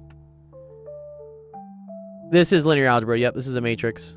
Well, this is a matrix. Yeah, so this was our original matrix A. And I'm trying to get into RREF form. RREF form means you want to get like 1 0 0 0 1 0 0 0 1. This is the goal. This would be a rank 3 matrix, right? But I think what ends up happening, because here's what I'm doing. I'm going from here. Because now if I do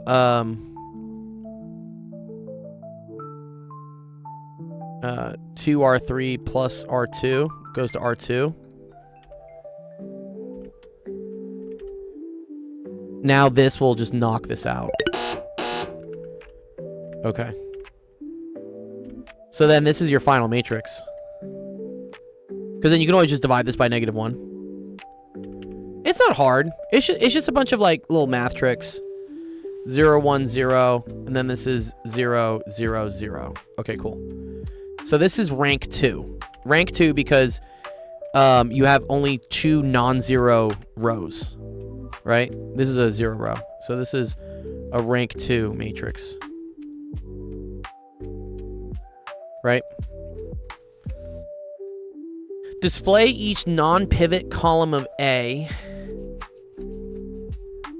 as a linear combination of the pivot columns of A. Okay, so the pivot columns of A, I think these are the pivot columns, no?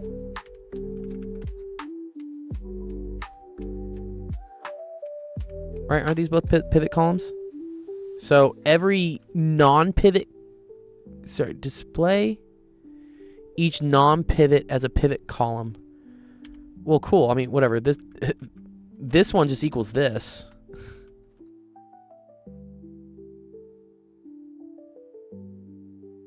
And then display each row as a linear combination of the non-zero rows. Oh, okay. This is cool, actually. So I think this is RREF of A.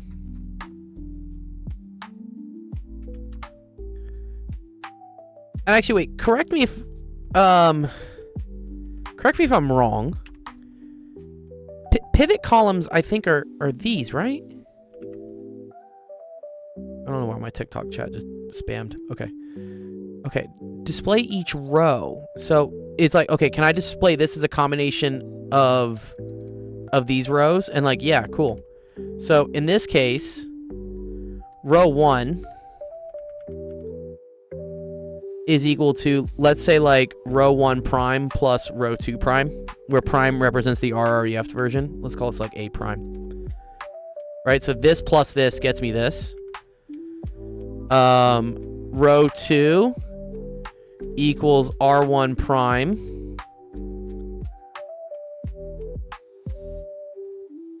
Sorry, equals R1 prime plus 2R2 prime. And then, yeah, R3 just equals R1 prime. Okay, cool. I think that's it. Nice. Varvar, melatonin. Well done! Well done! I'm getting better at linear algebra. The matrix deletes a degree of freedom.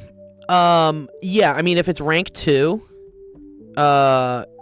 then that tells you that you have one variable that's free. W solution. Thanks, I need help, dude. My man.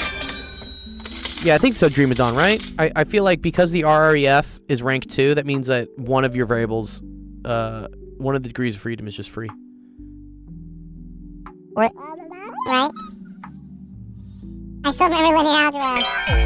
Dubs. Baby voice got engaged, so I'm gonna have a very high-pitched voice for the next 30 seconds. Nice, okay, cool. Good job, Varvar.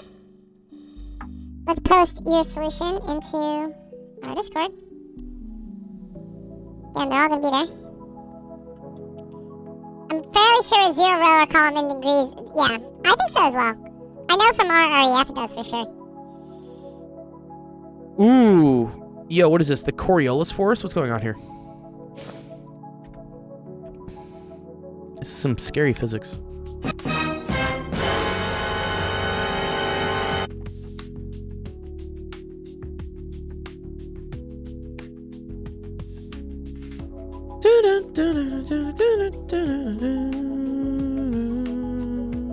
Do some fluid mechanics and I'll respect you. It's only the diagram on the left. Okay, cool. So we don't actually have to worry about this. Okay, cool. In one contest at a county fair, a spring-loaded plunger launches a ball at a speed of 3 meters per second from one corner of something at a 20-degree angle. To win, you must make the ball hit a small target at the adjacent corner 2.5 meters away. At what angle should you tilt the ball launcher? This is actually kind of tricky, no?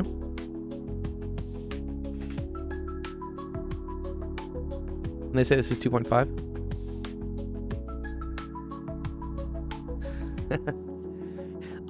Because I feel like what happens is now gravity would be just acting straight down, right?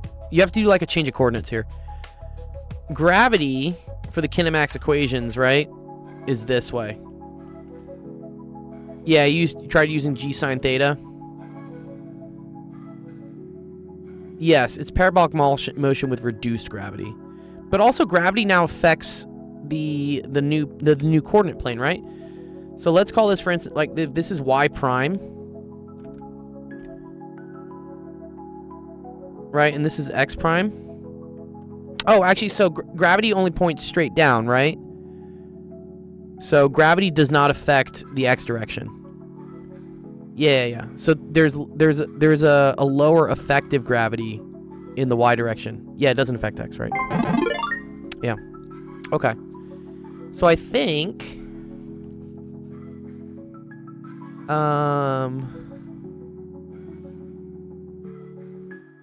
it's cosine theta.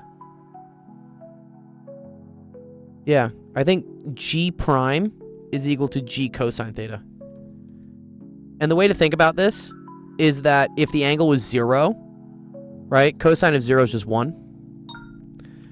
And that means that g prime would just be equal to g. Oh, wait a minute. No, it is sine theta. Because if it's 0, gravity shouldn't affect it in this way as well. Where does the 20 degrees come from? The flat board is tilted up at 20 degrees. Okay, yeah, sorry. Yeah, sorry. This is 20 degrees. And then there's another angle theta you have to deal with. Got you. I think I get this now. Right? So your kinematic equations of motion, right, is x, or x prime, is just going to be equal to 0 plus... So this is going to be v naught cosine theta, right? And then there's no gravity. So then plus 1/2 at squared. So this goes away. In the y direction, yeah, v naught cosine theta times yep. Okay, in the y prime direction, okay. Now gravity does have an... Let's pretend this was at 0 degrees. If this thing was flat, the motion in this direction is not affected by gravity. You did it without acceleration in x, but well, yeah, ChatGPT is going to fuck this one up for sure. Oh, wait. Oh, but the answer matches up with the textbook.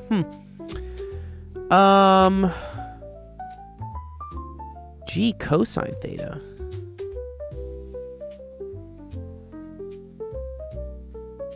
No.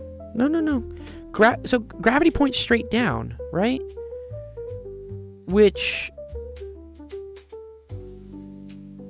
is only going to have a component in the y hat direction, right? In the y prime direction?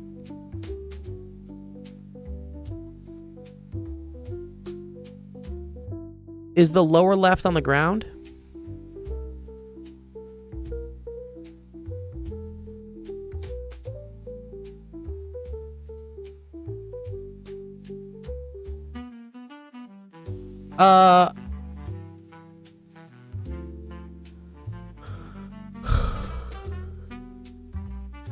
Yeah.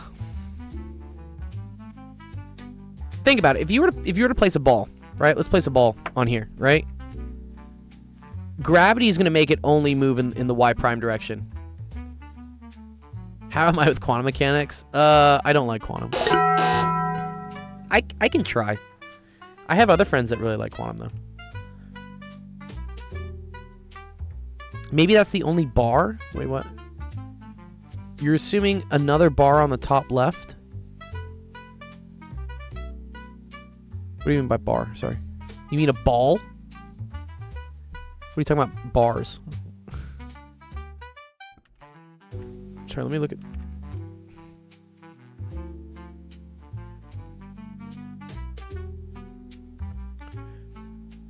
Oh. Oh, I see what you're saying. Maybe the whole thing is tilted up? No. No. No. No. Only one corner is tilted up? Oh, wow.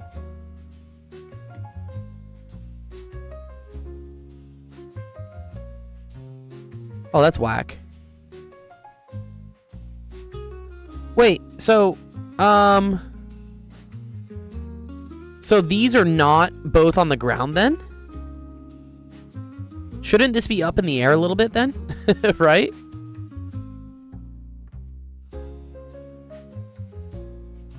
Right? This should not be on the ground.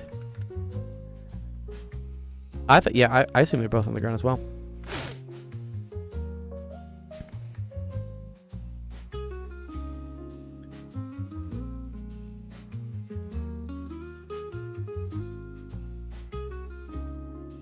Okay.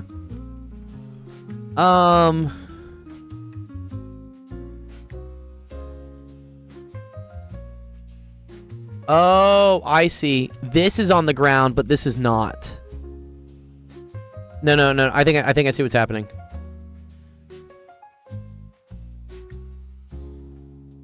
Right?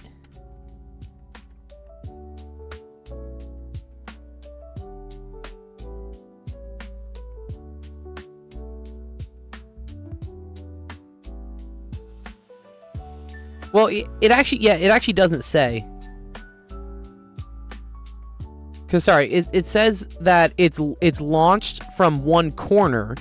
It doesn't say that they're both on the ground. Yeah, Hamiltonian dynamics says they're both on the ground, right? Yeah, we're not crazy, right? That'd be really weird.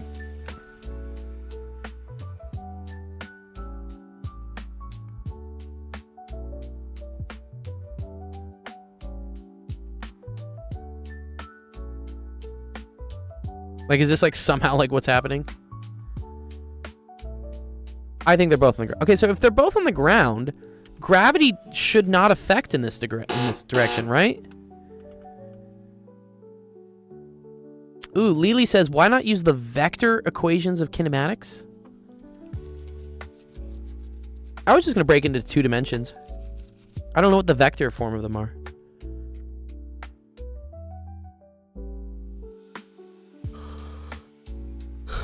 I just want to say this, right? Y prime is equal to 0.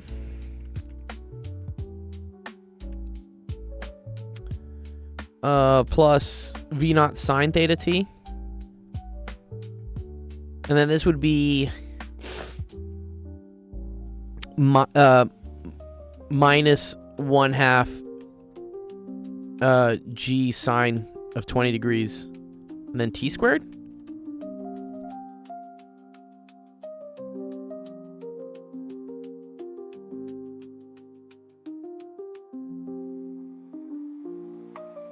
Curious if you feed this in the GBT.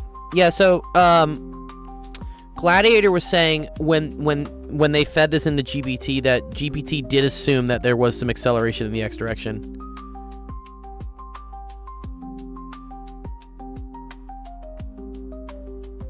Maybe replace displacement, velocity, and gravity with their vector versions. I think usually you want to separate things out though into components. I mean, this is just the same thing. All right, you know, we can send it to Gemini. You want to send it to Gemini? Gemini's sometimes smarter.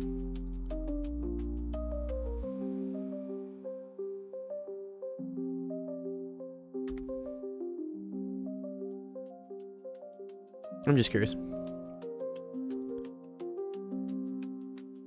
Why not, bro? I'm using AI to verify, dog. Yeah, okay. G sine theta. Yeah, I agree with that. And then they use the range equation. I guess that works. It's cute.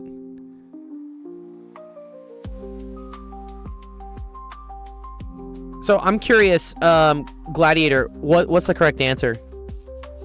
Is it, what's the correct answer according to your book? Is it either one of these?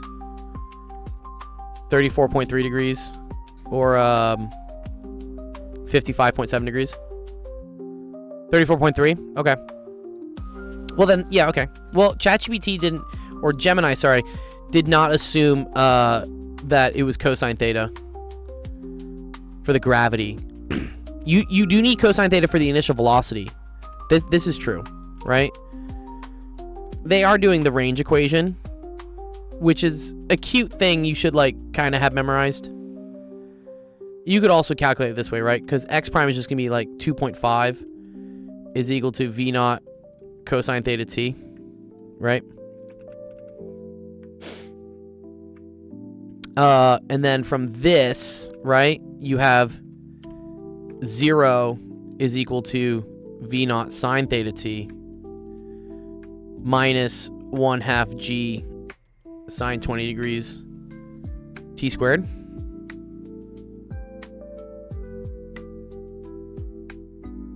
I forget how the range equation works. I think we substitute in this value for t, right? Is that what we do? So from this, I can say that t is equal to 2.5 v naught cosine theta, right?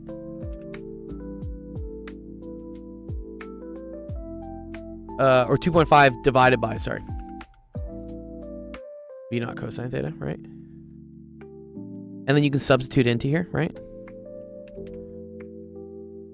So then you have 0 is equal to v naught sine theta. And then this is t. So you have this. Then it's minus g over 2 sine 20 degrees. And then it's this squared. This is ugly, though. Where does the range equation come from this?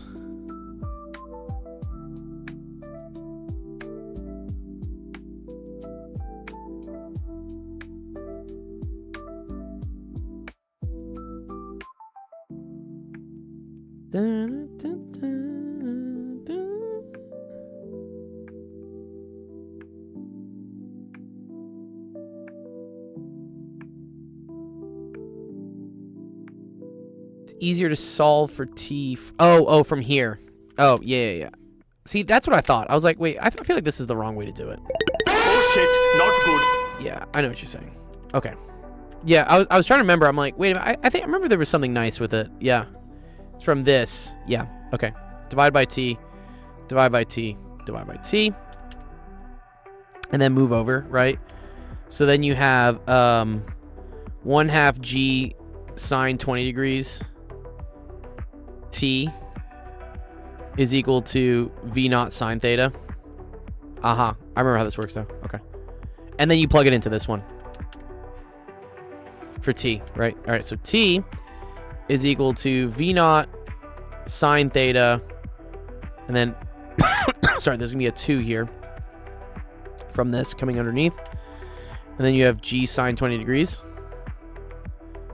and then you take this and you plug it into this. That's okay. I remember there's some identity that pops out. So this is cool because this is 2.5, and then that's going to be equal to 2 v naught squared over g sine 20 degrees, and then it's cosine theta sine theta, right? And you're trying to solve for theta. So then, I think what you recognize is that this is equal to 1/2 sine 2 theta.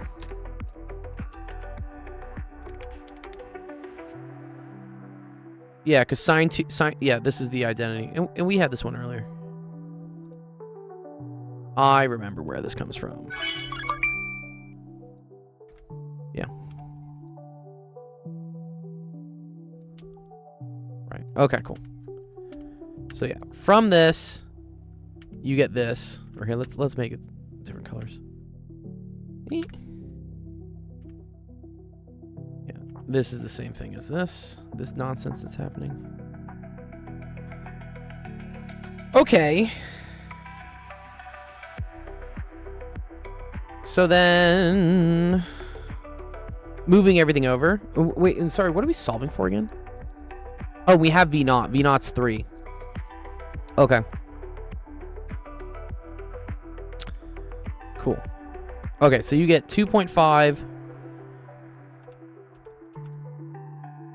is equal to 2 times 3 squared over G sine 20 degrees.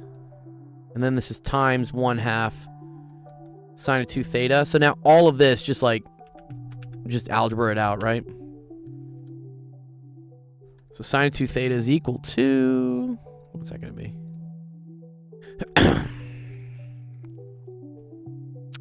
So that's 2.5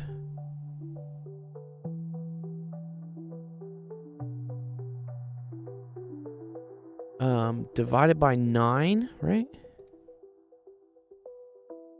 And then times 9.8. And times the sine of 20 degrees. So we get 0.93. Is that what Gemini got? Yeah, 0.9311. Nice. Cool. This is why AI is cool. It's good to like verify that I'm not crazy. Otherwise, you just be wasting a lot of time. So 0.931. And then take the inverse sine of both sides, right?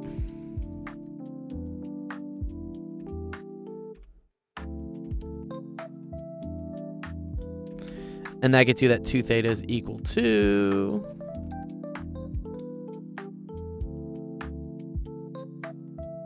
68.6.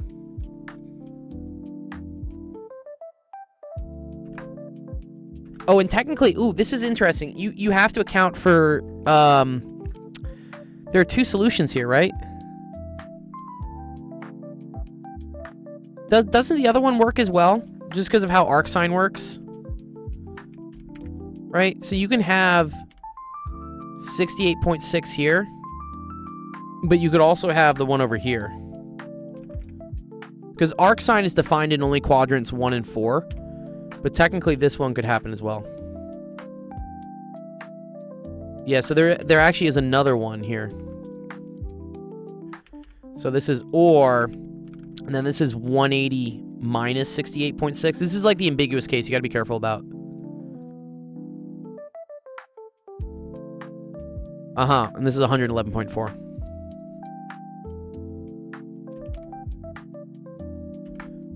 So theta equals 34.3 degrees or 55.7. Yeah. Which is that what Gemini got? Yeah, 55.7, 34.3. Okay, cool. Great. We're good.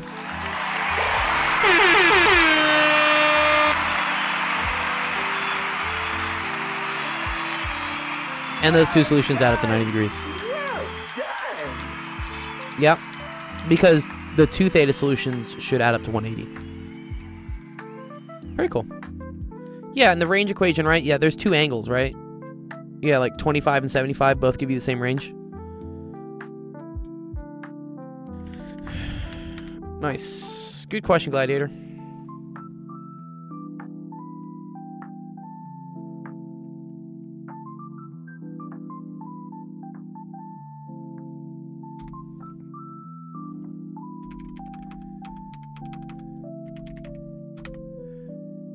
Any 2 angles equal distance from 45 would give the same answer. Yeah, I agree. Which means I add up to 90. All right, let's see what we got. What's the next one on the queue? Anthony. Ooh, I did this one for you, Anthony, though, right? I'm pretty sure I did this one for you. Yeah, do not solve for theta. Right, we did this one. Okay, cool. Mark that was done. I'll just post the solution back in for him.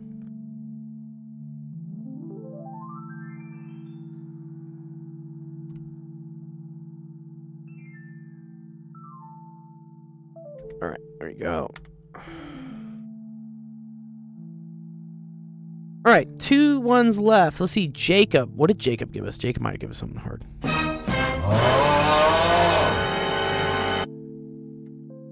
Oh, actually, no, not too bad. Just a lot of physics. Okay. And then let me see. Well, we got 30 minutes. I'll be able to do this, and then the next one. Yeah, that's easy.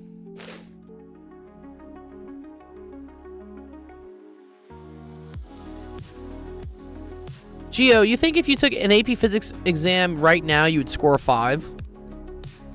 Yeah, probably. I don't know, some of them are like really time consuming. I would probably make some stupid mistakes just because, again, I teach everything. So my brain isn't like 100% focused right now on AP Physics. I mean, I know a lot of AP Physics, don't get me wrong. But in a testing environment, like, it's time limited. So you have to like really like lock in and focus in on just like one subject. And I'm so used to teaching everything like chemistry, stats, calculus, physics too. So yeah, I think I could. It's not guaranteed though. I definitely don't know everything. I'm trying to know everything, but I know I will never know everything.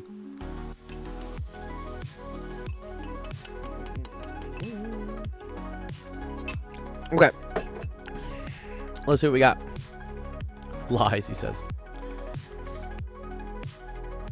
Do you do bio? I mean, yes. The question is like, what do you do in bio? I mean, I know that the mitochondria is the powerhouse of the power center of the cell, right? Yeah, Gladiator. That double incline spring question is nonsense. It's not solvable. The one you created.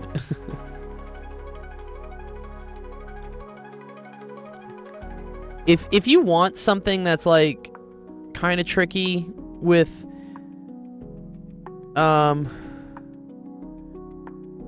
yeah. Oh, for number okay, one second. All right, let's see. Can three vectors of different so the other wait one sec before I do this. Gladiator, if you want like more practice questions on like mechanics type stuff, just go to, and because teachers do this all the time. They don't want to create new problems. They don't want to write new shit. If you go to like AP Physics C practice FRQs, basically like the practice questions from mechanics, like just go here.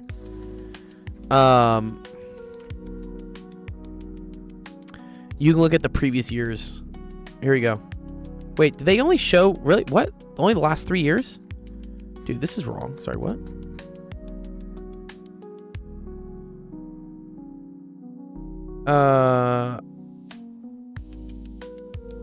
Okay. Whatever, but yeah.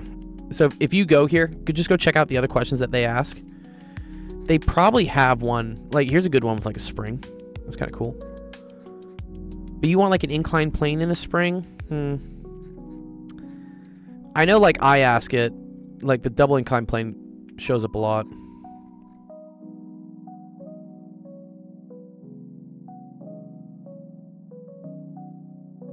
Wait, there's some noise in my apartment. What the hell's going on?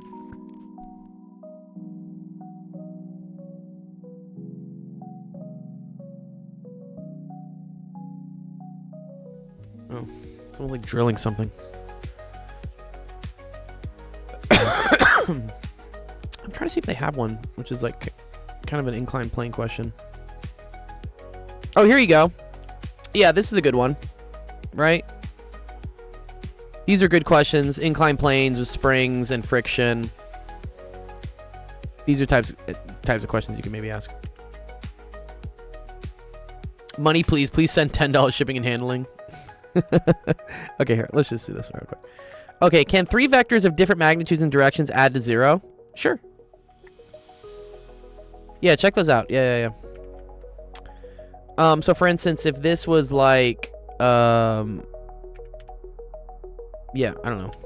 Like, can 3 vectors? Yeah, we could do this.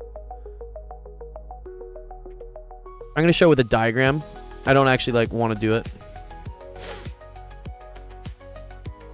The numbers would be kind of annoying, but like something like this. Oh, Jeff has the numbers. Yeah, okay. 3, 4, 3, 4, negative. Yeah. Okay, those would work. Do a Pythagorean triangle. Do a barrel roll. No. Yeah, actually, yeah, right. This would be what? This would be negative 3, 4. Right? And then this would be negative 3, negative 4. And then this one would just be 3, 0. Yeah, any triangle.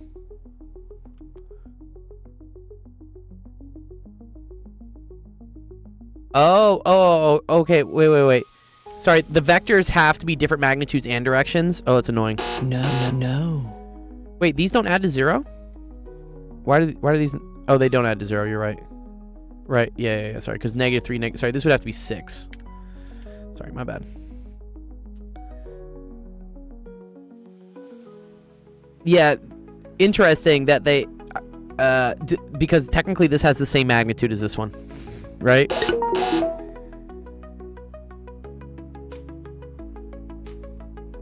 Okay, Jeff's got it. Yeah, those work as well. Okay.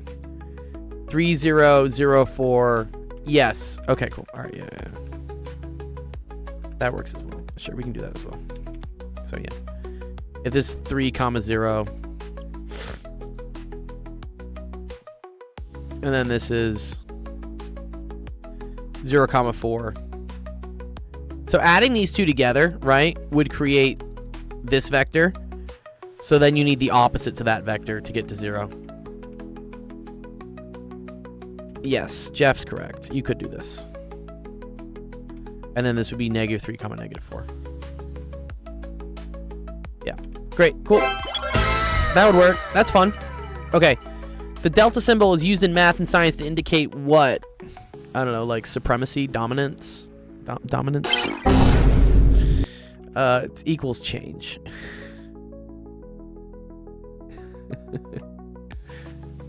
Yes. So delta t. And here's the thing. This usually means like t final minus t initial. So you can say like change in time. Delta D is usually change in displacement, maybe? I don't like the delta D. It's kind of weird. I don't want to say change in distance either, right? Because distance and displacement are two different things. I think it's displacement. Change in position? Yeah, okay. That's a better way to say it. Yeah, sure. Right, change in position is displacement. No? It's not, yeah, it's not change in distance, technically. Yeah, displacement is S, yeah. Okay, add all the following vectors. Sure, this is 10.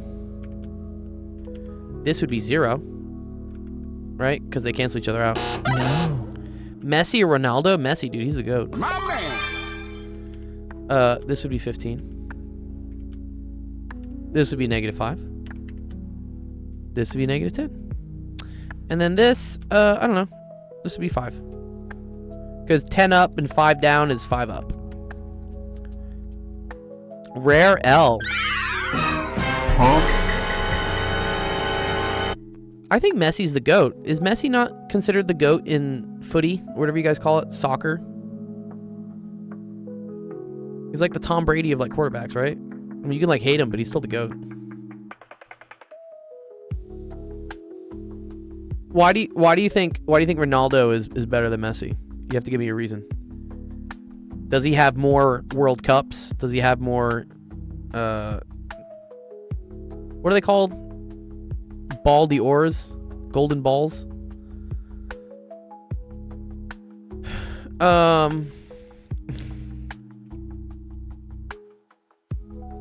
Layla says Messi's the GOAT. Pineapple says, is taking calculus before advanced functions possible? So it's very interesting. You're probably from Canada, Pineapple, right? Because this like advanced functions class I've never heard of in the US. And I think it's kind of akin to pre-calc. Yeah, I know you're in Canada. Yeah.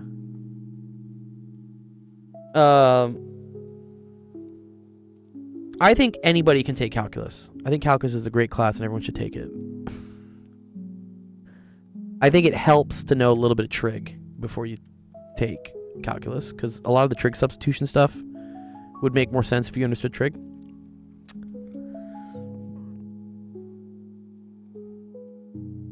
You did take... Okay, then you're probably fine. Do you think they'll rename it Canada when it becomes part of the US? Oh, dear. I don't know. Pavel says more goals, dominated Champions League, did more for his country, and a major statistic everyone forgets about. He's never won a trophy without having the most goals and attempts on his team. So he's the best player on his team. But who's the best team player then? I feel like Messi's the better team player then.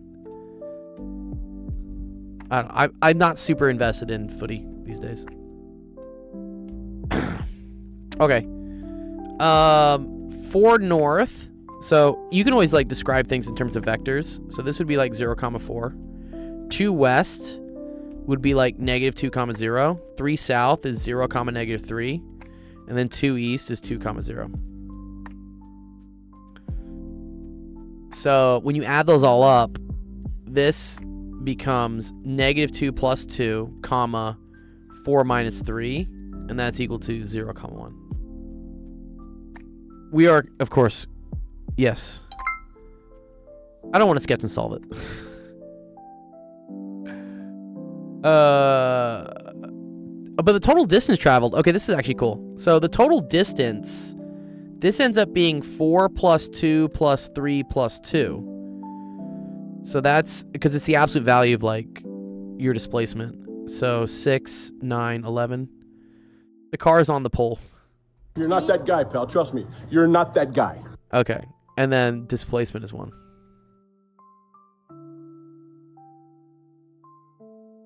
Yeah, I don't know all the leagues. I know there's like Premier League, there's like Champions League, then there's like La Liga. There's so many leagues.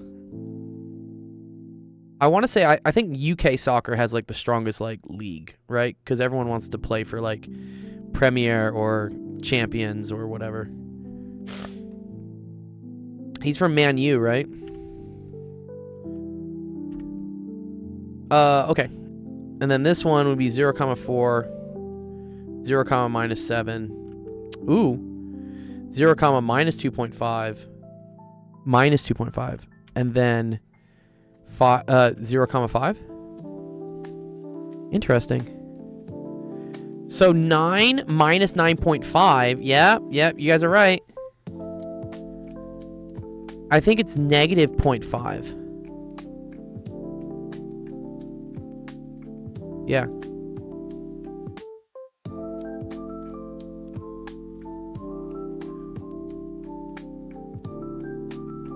Okay. A child walks 3.5 meters in the positive direction, turns around and walks 7 meters in the opposite direction. If their final displacement is 0, what was the walk's displacement? Oh, the last walk's displacement. Oh, okay. So if they go up 3.5, but then they like come down 7, then the final one had to be also up 3.5. All good. Great job, guys.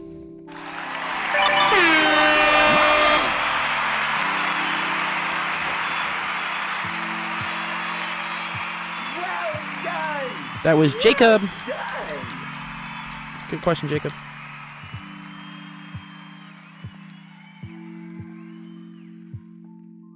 All right, we're going to put Jacob's screenshot in the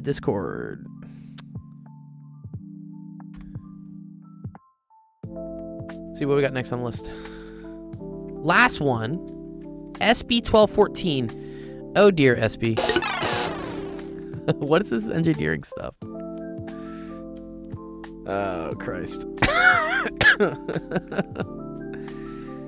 Indicate if it is stable or unstable. If it's unstable, indicate the reason. Sorry, gang. Is this you, Sarah? Sarah, is this your question? The structure is stable. Indicate if DSI. What does DSI mean? This is statics, right? You taking statics or something? Hinge. What does a hinge mean?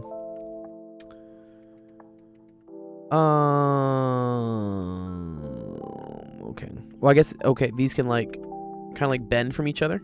Is that kind of like what happens? Like these can like, this is due my midnight. I don't know, man. It's like a door hinge, maybe. Oh, okay. Is this also a hinge? I'm looking at this. I feel like, what are these different shapes? You know? Like, what is this? Is this thing, like, allowed to move in, like, these directions? Oh, that's a pin. Oh. Oh, those are rollers. Oh, man. Dude, what the shit is this? Surprise, motherfucker. Has to do with reaction forces. Okay. I can agree with that. Yeah, I mean, if something is stable, I'm guessing that the sum of all the reaction forces has to go to 0, right? Because otherwise you would have angular acceleration. So sorry, you need all the sum of the forces to be 0. You need all the sum of the moments to be 0, right?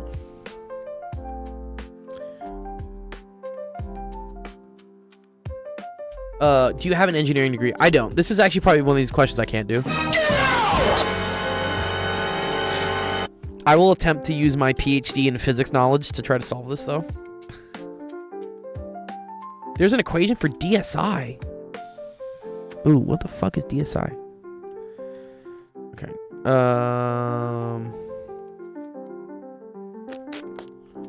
Let's try to learn with AI. When in doubt, ChatGPT or Gemini it out. Yeah, bro, what is this? I know. It's okay. Sarah's asking some good questions today. I'm just gonna try to learn from the AI and see if it makes sense. You sure? You sure can't do it? Let's see. I'm just curious. I want to see what it says. I used to watch DSI. Dude, DSI Miami? No. Yeah! Dude, I love those memes. Okay, degree of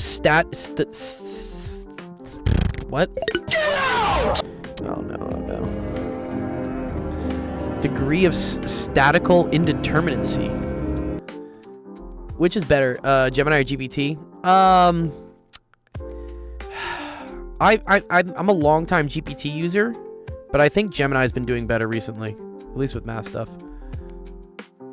Okay, let's see. Let's identify the unknowns, reactions, and the available equilibrium. So the fixed support on the left provides 3 reactions: a horizontal force, a vertical force, and a moment. So I had it just do it for this one, by the way. I agree, Black Pill. Yeah, Gemini has been mogging ChatGPT. Yeah, I agree. This is fixed, no? Right? Fixed to a wall. And then what are they talking about? Let's identify. There's a horizontal force, a vertical force, and a moment. Roller support in the middle. There is a roller support here. So roller support can only provide forces in the up-down direction, right? I don't think a roller force can provide up-down. Right, yeah, okay, 1 reaction. And no moments. Well, okay, so this is always, I get confused, like moment, like, so for me, moment means torque, which means reference to like some rotation angle. Bro, stop talking. I like his talk. It's okay. Let him talk. I need to learn the new lingo from you guys, anyways. Although I feel like mogging's been out for a while. I don't know why that one's making a resurgence. Yeah, I get that it's force times distance for sure, Sarah. I understand that, But the distance is measured from where then? Right? Because, you know, let's say for instance, let's make a really like easy case here, right? Let's just say you have like something like this, right?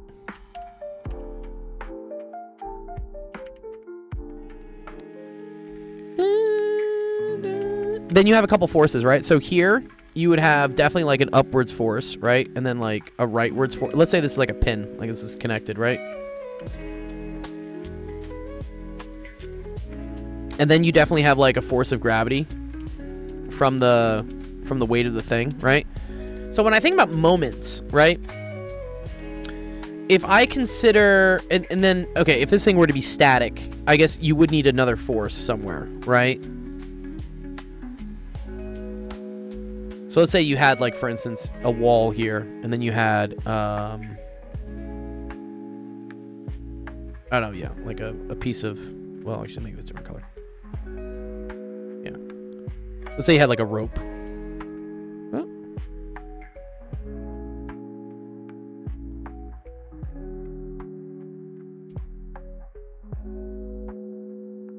And this was providing, like, a force in this direction. I guess what you would say then, right, is that this force provides a moment because it has some distance from a rotation point. And then you would say that this force provides a moment, right? Because again, it has like some distance from a rotation point, but that these forces do not provide a moment because the distance that these forces act from the rotation point is 0. But in physics, I could also define my rotation point to be somewhere else. I could pretend that this is my rotation point. And now suddenly this exerts a torque. These forces exert torques, but this one does not. I guess this is the engineering translation I get confused with when they start calling things moments.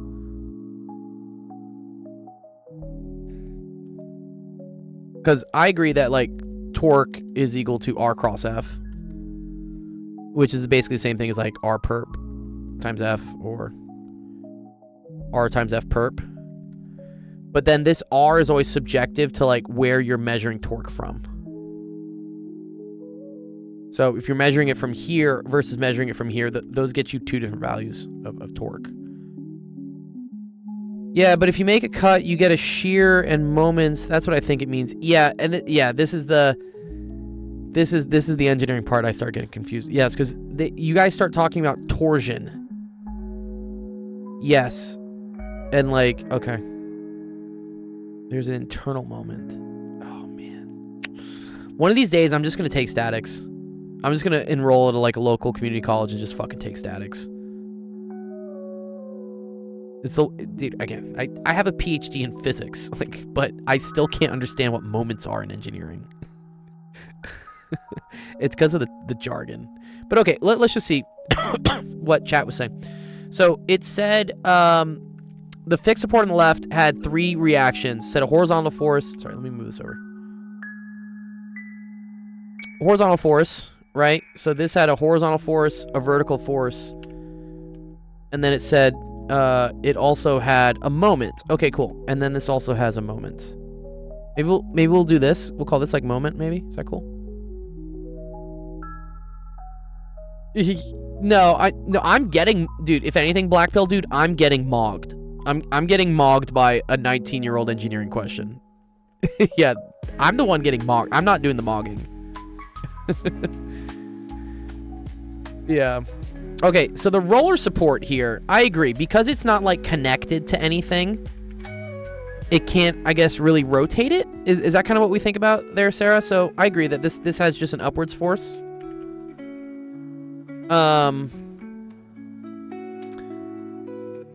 Yeah, my statics prop was a physicist, yeah. I just never learned the statics terminology, is the problem. I just never learned it, because I didn't need to learn it. We just learned torque. Okay, the hinge. Okay, the hinge at the bottom right provides 2 reactions. So they're saying this right here is going to provide a horizontal and a vertical. But why is there no moment here? See, there's no moment here apparently. And then yeah, it has X and Y, but does it not have moments because it can rotate? Is that what we say, Sarah? It's free to rotate if it's a pin.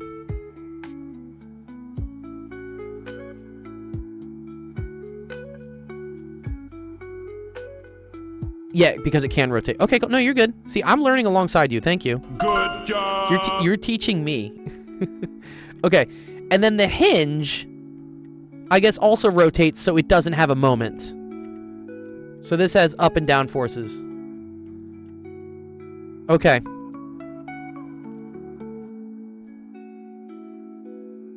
Or sorry,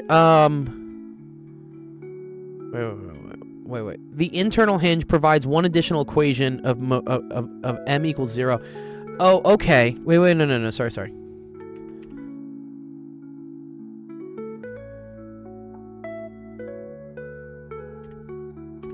So here we would say that sum of moments.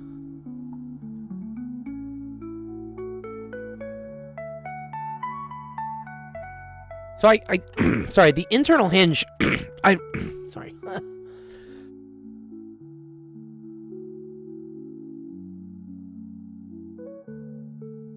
Okay, sorry, I had to cough that out.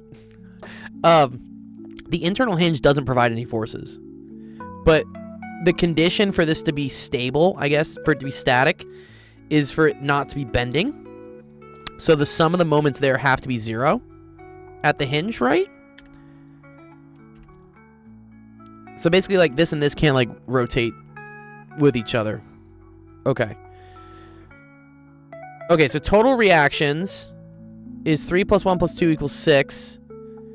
So total equations is 3n plus EC. I don't know what EC is.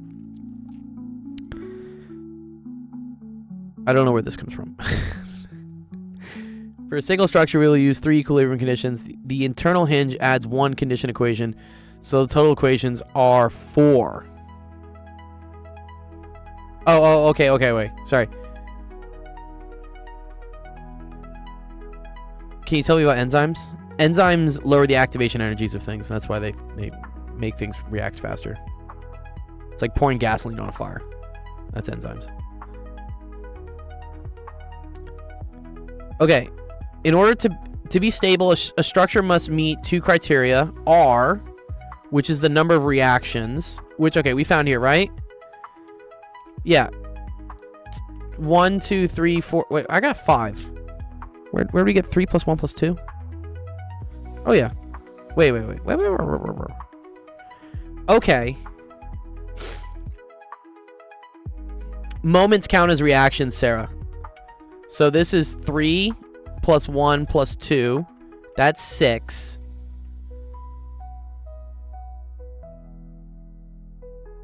And 6 is greater than 3 plus EC. And I don't know what N is. Is N like the number of things? I guess you have 3 things, right? 1, 2, 3. I guess you don't count the hinge, maybe. Okay. The reactions must not be concurrent, all meeting at one point, or all parallel. The fixed support prevents rotation and translation. I agree. So this is fixed. You haven't seen... Yeah, okay. The supports are arranged such that there's no mechanism. The structure cannot move without deforming. I agree. Right? In order for this to, like, rotate, this would... We assume this is fixed, right? This would have to, like, bend and do some weird shit. And then... I assume this is also fixed, right? So stable. And then DSI is R minus 3 plus EC. So R is the number of reactions, which is the total number of things and... So forces and moments, basically. And then EC... The fuck is EC?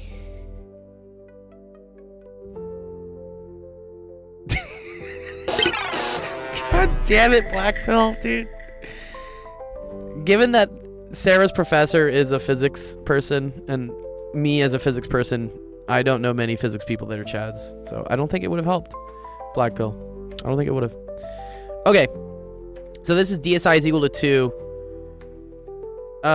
Yeah, so here's what I want to know. I want to know what's the EC? Oh, she. Okay. Maybe she's a what's the female equivalent of a Chad? Like a Becky? What do they call it?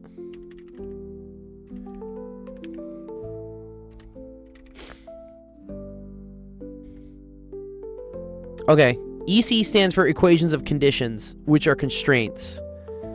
These are extra equilibrium conditions by the feature. Okay.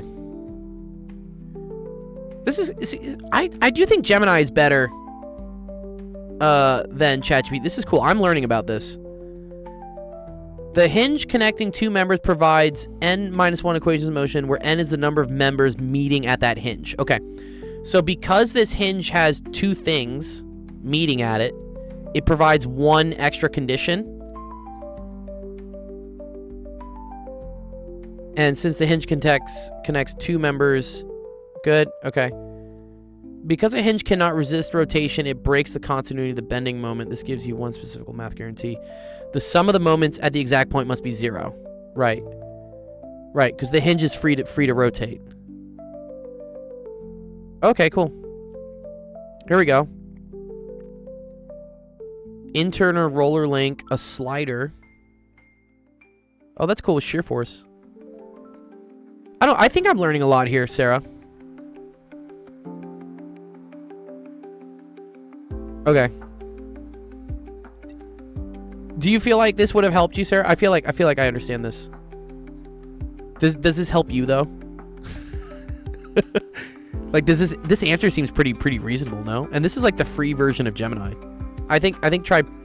What you want to do is you don't want to dump the whole thing. You want to give it just like a single image, and then when it goes through doing things, you want to verify that makes sense. If it starts saying things are there that aren't there, that's when you want to be like, wait a minute. That doesn't sound right. This, to me, everything it told me so far seems pretty right. And I had no clue how to calculate this from the start. But I feel like I understand it now. So I think for this, we would say this is stable. And then I would say that DSI equals 2.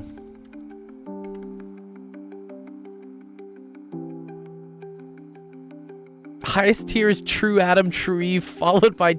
Dude, this is degenerate. God damn it, dude. I get it. It's lore and whatnot, but Chad Light, Stacy Light? Stop. Okay. Oh, this is cool. So this hinge, because it has 3 things, right? This would be EC is equal to 2, right? Uh-huh. This would be EC equals 1. EC equals 1. This would be EC equals 2. Yeah? And then, I don't know, I feel like this thing's also like EC equals 2, right? But then, I don't think any of these things provide moments, right? So I think you just get... Let's just say, let me like, just for doing shit sake. Can I see the equation again? Yeah. You know what I'll do? Can I share this with you? Here, let me post your question in our Discord, and I'm just gonna, because I have to go here pretty quickly. I'm gonna post the link to this in the Discord so that you can see it. Here, I'm gonna copy the response. Actually, here, can I just share it? Fuck, where's like just export? God damn it. Can I not make this easy?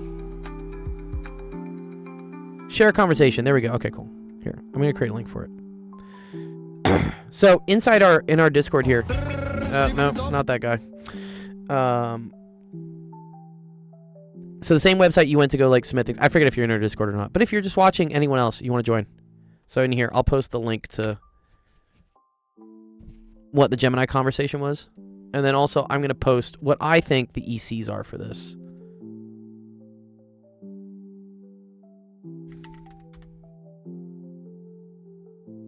Yeah. Cool question. I actually learned a lot. I learned a lot alongside you, Sarah, here with this. I think eventually one of these days I'll learn this.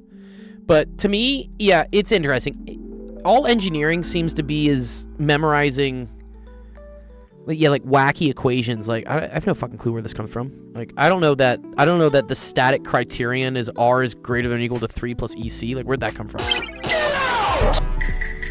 That's what annoys me about engineering.